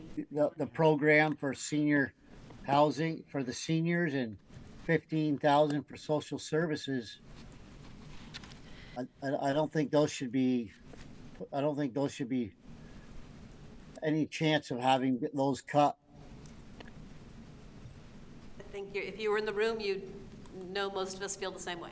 Yep. Yeah. I think it had been on the agenda to possibly be cut another year, and that was that was squashed pretty quickly. Yeah. Yes. Yeah. Yep. So maybe I'll pause there. We can get into capital. I know, Gene, you had some questions about capital, and we can, as we get into it, we have a look at year to year. That summary sheet is, I showed this with the board earlier. I don't know if it's time to look at it or not, but how we kind of break out how we've funded each capital item. And we used community projects fund and fund balance the last couple of years, and part of what built the capital increase towards the operating budget was weaning off of using those sources. And we deferred some capital funding in FY26 as well, and I was trying to roll that back in as well. Yeah, so this is where I got all confused, wrapped around the axle today. So in 3 years I've been doing this, I do not remember us giving money, ARPA money, to anything that was ongoing. I thought they were all, we were pretty careful. We had long discussions about, this is a one-time, it's, the equipment's getting more expensive, this is a one-time catch-up, or, I don't know, some other thing. So to find out that there was $200,000 of ongoing things that we charged ARPA to, it doesn't sit right. So I would probably, we're not going to solve it tonight. I probably need to sit down with you, Eric, and you can remind me what I forgot. But I remember Greta and I stared at each other going like, no, that's ongoing, and we're not going to make that mistake. So now to say it was ongoing and has to be replaced with general fund money, I think the answer really is we realize we need that money, but not we're replacing ARPA. But like I said, it's after 9 o'clock. I've spent too many hours staring at this, and you guys haven't, so none of us are going to be good at this conversation right now. But the other thing I thought was interesting is the money that we pushed from 26 to 27 didn't actually double in 27. I think you just skipped a year. Because if you look at, you sent me the list of all the projects, none of them are double. You would expect them to be doubled if you'd push 26 into 27 to fill in that dip, and none of them are. We went through them all again, and we didn't remember how we did this. So- we sprinkled it a little further where we could on Yeah. some of them to try to get the number down the best we could. So I tried to do a little analysis based on balances and funding, and then when purchases were going to be made, to say, okay, we don't have to double it in FY27. We can spread it out a little based on purchases that are going to be out in future years as well. So we tried to look at that and not double it. Yes, and thank you for doing that. I don't mean to, but problem it comes down to is that I've had in my head, and I've said it several times to the board, is that I was trying to maintain that dip in bond funding, not fill it up with ongoing stuff, so that when the library or the tower comes, we have funding capacity for those bonds. But this budget fills it all up and another $75,000 on top of that. And it's okay if we're making that decision. Not okay with me, but I can understand the board decides to make that decision. I just don't, I should talk to myself. I personally did not, since I didn't have 26 and 27 numbers next to each other, I didn't understand we were doing that. So I think we just need to take a breath, understand what we're adding, and make sure that that's the best place for our money. Because there are projects that I would question if they really should be in the capital fund at the numbers they're in, because they're significantly higher than 26. But we never had a conversation about, we're gonna increase the money we're setting aside for the fire station by $50,000. That's fine if we decide to do that. It's just kind of varied because we had this dip in the bond and the increase in the capital. And I feel very strongly that I at least personally need to understand it better before I can support the money that we're gonna tax in order to pay for things that we haven't talked about. Yeah, a lot of it is, they're all good points for discussion as you go through the budget. There's all these different variables year to year, and looking at how we've utilized fund balance, and we use community projects funds. We used it for, a number of one-time things, but if you look at that chart, we use it to soften a little bit, like for police cruisers one year, and then we're trying to move away from that and build it into the general fund over a couple of years. So when we did the draft budget to start discussion, trying to roll all that money away from those one-time pools into the general fund. So certainly the discussion point is, we don't need to move it all towards the general fund at once. You could still use a little bit of these other pools of funds, but trying to find the right recipe here. It's fine, but I gotta tell you, I don't really understand this whole, I understand what you're doing. I don't understand why you're making a distinction between fund balance and general fund. It's all the same bucket of money. I understand, I think in your head, you're trying to figure out one-time money versus ongoing money, but it's all the same. If you put it in the general fund and you want the tax rate to be X, you're gonna increase the amount we apply to the general fund. If you wanna put it in the fund balance, you apply to the fund balance. It's all the same money. So it just it's already confusing enough to me to make sure we can keep community projects fund straight from the general fund. To add this other artificial thing to me, when I share my analysis with you, it's all the same bucket of money. So, No, I get it, but- it is. The difference is you create the allocation motion, and when you approve the capital budget, it's not included in the general fund that goes to the voters on town meeting day. Right, which is an odd thing for me, but yes. Yes, for the fund balance, the stuff that's funded through fund balance. Right, you designate it to those capital accounts as part of the capital budget. But it all comes Yes. out, it all comes out of the fund balance, which is the number we're trying to make sure we're managing. Yeah, Yeah, so, yeah, lots of moving variables. yeah. That was something Eric actually put together, and I just did reviewing. But as I was reading it again today, the one thing I went back to the GFOA recommendation, their best practices for fund balance. And so I'm in Eric's Excel spreadsheet, and just using the $17 million number, their best practices is having 2 months of expenses on hand. So that 2 months would be about 2.8 million. So in this memo, all of our fund balances projections are under the 2.8 million. And then just another viewpoint of something to think about, as that's our rainy day fund. Is the 17 million the net number or the gross number? The gross number, They want yeah. to have that too. Yes, of your expenses, yep. Well, that's not happening. Yeah, no. All right, I guess I'm just going to say that I think that there's room in the capital fund to, while I agree with Mike, I don't want to cut those three things. I do want that 5.33 number, and I would like to keep looking at it, and I think there may be room if we figure out the capital, what capital's up quite so much. It doesn't have to all happen in 1 year.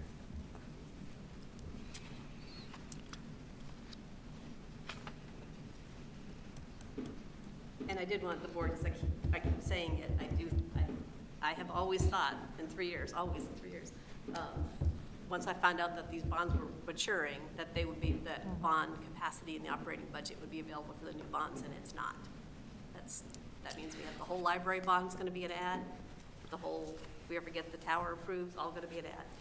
So Yes. that's very bad news for me. I was hoping it would be tempered by the retiring bond payments. So I kind of looked at it this way when your question came through today. So, and I'm just going to start from the top so we're all at the same place. So I'm looking at the FY27 capital and equipment funds from the operating budget. That number is $773,400. So then if you compare that to FY '26, that number is 399,900. That difference is roughly 375,000. That was Jean's question. So I went back to the FY '26 capital and equipment fund projects, and in that budget, there's 330,000 funded from Community Projects Fund. So I said, okay, out of that 330,000, I'm going to cross out 110,000 because that was for the pavilion, a very specific project.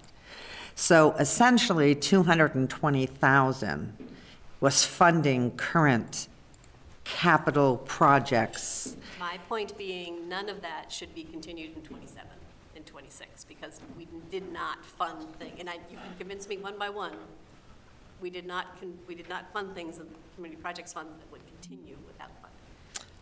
So that's my confusion. Yes. The math, too. Yes, and we did that so I went back to FY '25, and we also had like 300,000. I crossed out a couple of other big projects, but we also had about 300,000 from the Community Projects Fund that was also funding capital funds. Should not have been on. So that is creating the problem. So back to that 370. Not if we didn't If we didn't, fund things that were continuing was not causing the problem. right, But right. some of those numbers were more than we had put in previous years. Like, I'm looking back at FY '26, we did, for the 2 public safety stations, we put $25,000 for community projects into those, and we hadn't funded those for a couple years. So part of the discussion last year was catching up some of those savings accounts for those buildings, where those had been cut in the budget in prior years. Right, and now it's 77, which is fine. I just want to have a discussion about us increasing it. So, it's late, we're not going to get to the bottom of this. I'd be happy to sit down with you, Shirley, compare our spreadsheets. Yes,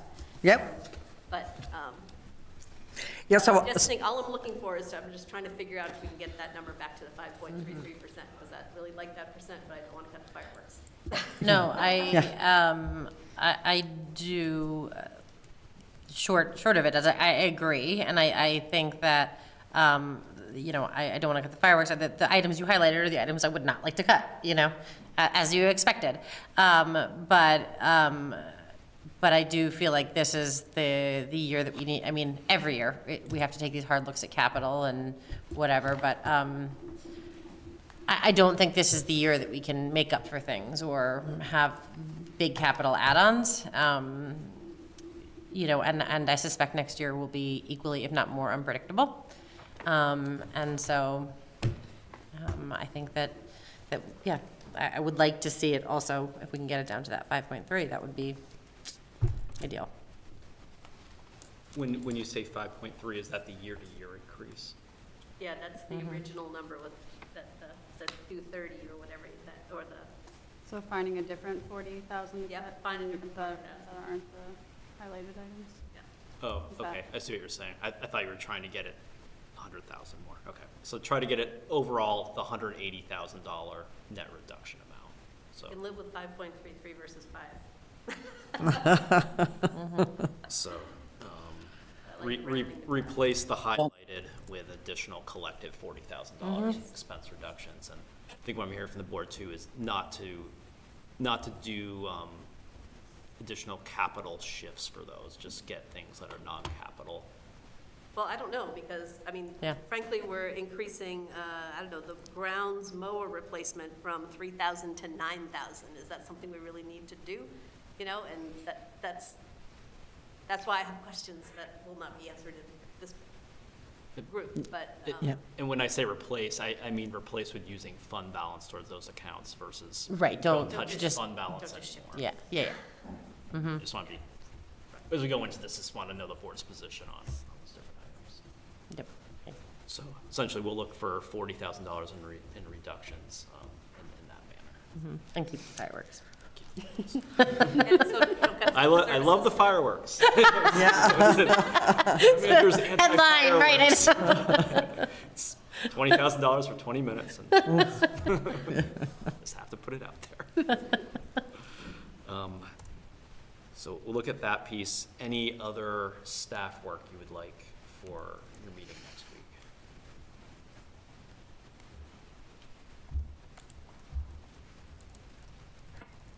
You know, I was going through the scenarios, and I sent you the note, Eric. I think that I was going through scenarios and trying to figure out like okay, now my head's getting confused, which is, what's the budget increase number? Because I only wasn't on the scenarios, and Eric said it's either 5.33 or 5.8, you know, depending on if you cut 140 or you cut 180. So,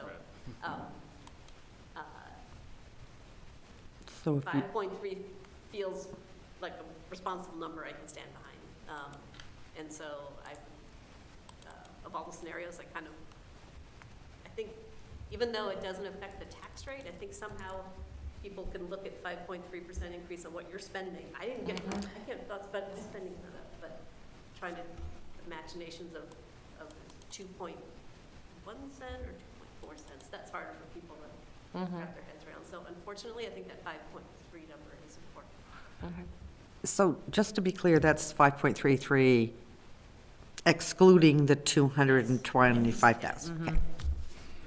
It'll also just be messaged really clearly, because when people get the budget book, it will show that increase. Right. We'll have to, try to break it out before we can continue to break it out in that I manner. mean, I think as Mr. Boomhauer, it was great that he was here and able to really, kind of challenge some of those things, because it points out to where we need to put our messaging, and that, people really do need to see kind of what this means for them. Yeah, I think the year-to-year gross with that 5.33 number is like 6 3/4 or so. So that'll be a number people probably latch onto a bit too, 6 Yep. 3/4. But you can message the 5.3. Yeah. Okay, I don't need anything else. So we'll look for the additional $40,000 in reductions.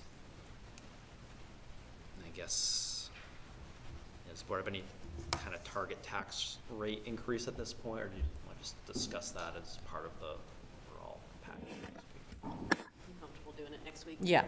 Yeah, so if we get there with the reductions for you, then it's really that discussion of $180,000. How do you want to divide and conquer that for the revenue, the fund balance? We'll bring in some more analysis of capital to think about if you want to look at any additional there as well. We clearly are not going to be unanimous on allocating the community projects fund to the library, so is that something, Mr. Chair, that we vote on next week, or?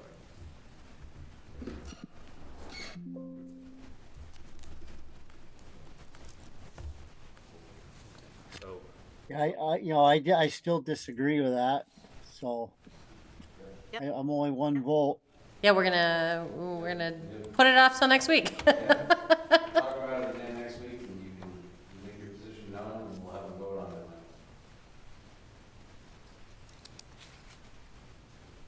Okay. All right, so See, ends the did he work freeze? session. Okay. He moved.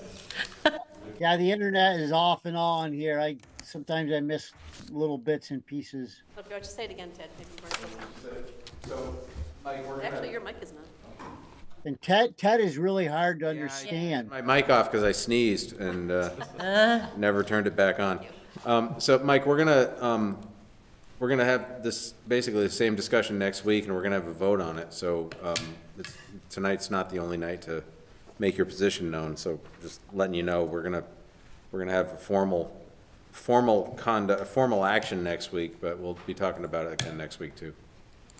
All right, thank you Yep. for repeating that for me. Well, I'm sorry I had my mic off. So that should bring us to the end of the work session. And if people are comfortable, we'll go on to the next agenda item, which would be, I'm sorry, that's the end of my page. We can only go to 12. yeah. Is your binder full, Gene? I wish that were the way it worked. So actually, the next item is library project bond documents and funding allocation. Yeah, so not a whole lot to add here. So essentially, you have draft legal documents that you need to approve when you approve the warning for the library bond. It includes the necessity resolution, the declaration of intent, the warning, and then the draft article for the warnings, all approved by bond counsel, was recently retired, so Bob Fletcher. Yep. Yes, colleague in his office who can help us with any final changes. These are in good form, but really what I'll need direction on from you next week for that discussion of where you want the number to land for what the authorization is going to be. So if you're going to keep it at the 14 number, or if you're going to decrease it with some other allocations towards the capital project. So unless there's any questions on this piece, we can pick this up next week. Is the 14.5 the most recent total before we apply our money? Yeah, it's 14.45. So before we were talking about making it around 14.5, but then if we're going the other direction, I worked from the estimate. Thank you. Decreased it. Yeah. Okay. So somebody once, one of the folks in the library committee had said, well, the numbers are going down at least, but maybe she went from the 15 to the. Yeah. It was after we got some updates from bids this last spring too. So our team feels, our professional design team feels good about that number. And I mean, obviously, discussion for another day, but, it'll be a lot of marketing as well and discussion about how this, whatever the bond amount voted on will be less too, based on donations and based on pledges and things, so. Yeah, I know the capital committee is meeting tomorrow, and the Friends of the Library have been discussing this as well. Kevin's doing a great job, our director, with facilitating a lot of these things. So, that being said, we're not looking for any motions on this tonight. I'll put it on your agenda for next week. Yeah, okay. So, all right, so that would bring us to the next item, which is the initial draft town meeting 2026 warning. So this essentially just folds in the other items we talked about this evening. Article 5, fill in the blank for the budget once that number's finalized. Article 6, fill in the number for the bond authorization. Article 7, the reserve fund for fire department training. We'll work on paramedic and some other verbiage there. Article 8 is the ERF. And I'll check with legal just on additional language we could put in there for the discussion tonight. The estimate might increase a little bit based on the current grant list projection, so we'll look at that.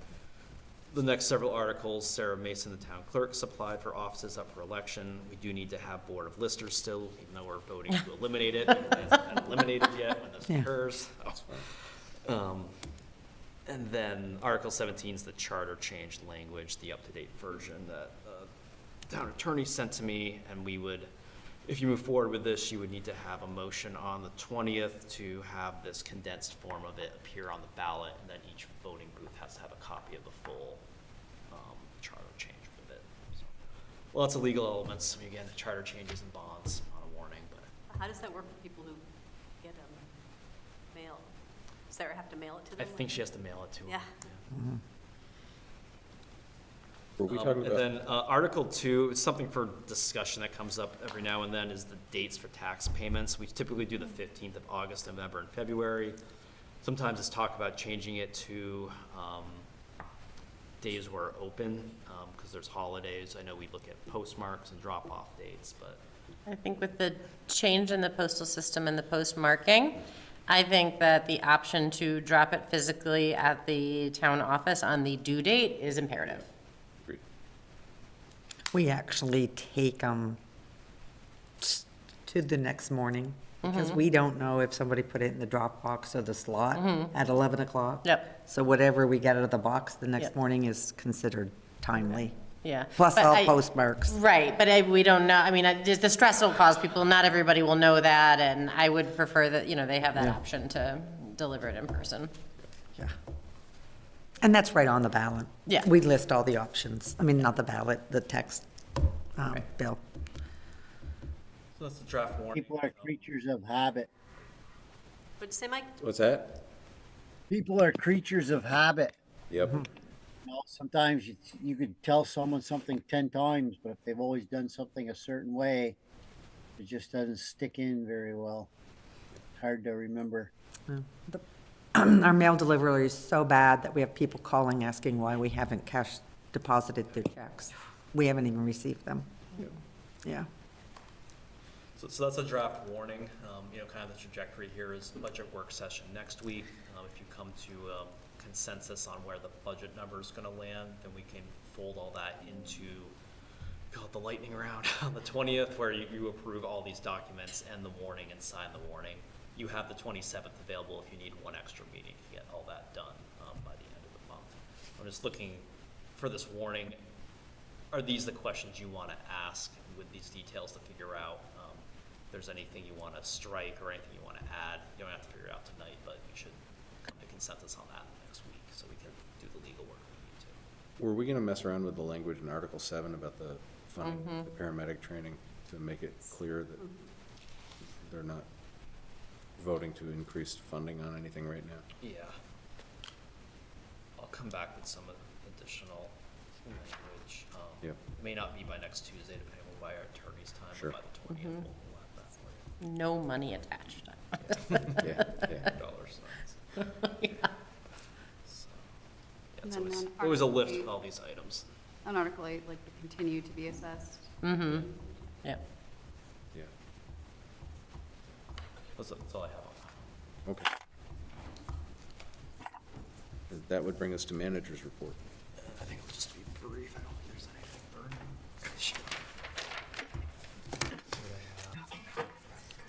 Yeah, we'll be starting our deputy chief hiring process coming up for the police department. Had our new planning tech start this week, Colin. Glad to have him on board.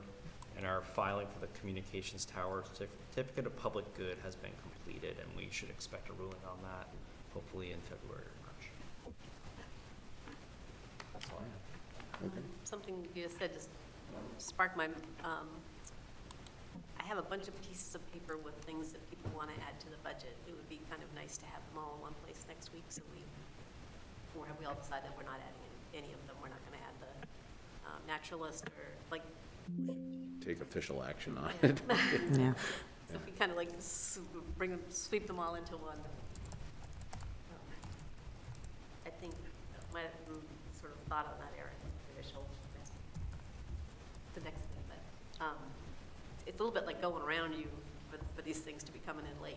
I don't know if you, things come in on time, you're using your judgment in the town to decide if they're going in the budget, and then something comes late. I don't know, is this already been vetted? Is this, I don't know. But anyways, I would like to see them all sort of there with love to have a staff recommendation on the ones that are coming from staff. But The naturalist program, for instance, feels like that could be something that the community projects fund could put $4,000 towards, and if it had any money left. Also, that's a recurring expense, right? I think it's not a recurring expense. yeah, the natural. Yeah, it'd be like Every year they- $4,000 every year. Oh, do they? I thought it was just this year. I thought because we were hosting it this year. I don't think we've. Yeah, we haven't funded it for a few years. Yeah, it hasn't been in a Yeah. while. Other towns have hosted Yeah. it, and that's what they were saying, that we've gone and had other towns hosted it and gone there. No, I thought, I'll have to read it again. I thought there was like 3 different towns they were getting together to kind of. This time, maybe it'll be going forward. It'll be, okay. So it hasn't been ongoing, but it would be. Yeah. And I think that originally was in the planning department budget, and I didn't fund it at the staff level, but then the Conservation Commission took a position on it and wanted to transmit that. Yeah. And that's fair. I mean, they can do that. We also have a couple of the planning software. Yeah. And We pulled the HR software, HR. but the planning software was, anyway. I feel like I have a lot of pieces of paper that would be nice to have. Yeah, I'll update that. We had some originally in the transmittal, and I'll update Yeah, a that would be listing great. of that. And Yeah. I'll plug for some type of software package, but I know it's going to be tough this year. We'll try and reduce and then try to do something like that. But a lot of paper still. Right. That might have fallen under final thoughts. Sorry about that, Ted. No, Way out of sorry. control. No. So that would bring us to other business. Is there any other business? No other business. So that would bring us to final thoughts, additional final thoughts on items from this meeting. Are there any? I'm going to buy Jean more tabs and a bigger binder. Yeah. But, That's the way we keep the meeting short. That's great. Okay, I'll so give her one for free, Greta. So with that all being said, that would bring us to adjournment, and I will declare that we are adjourned.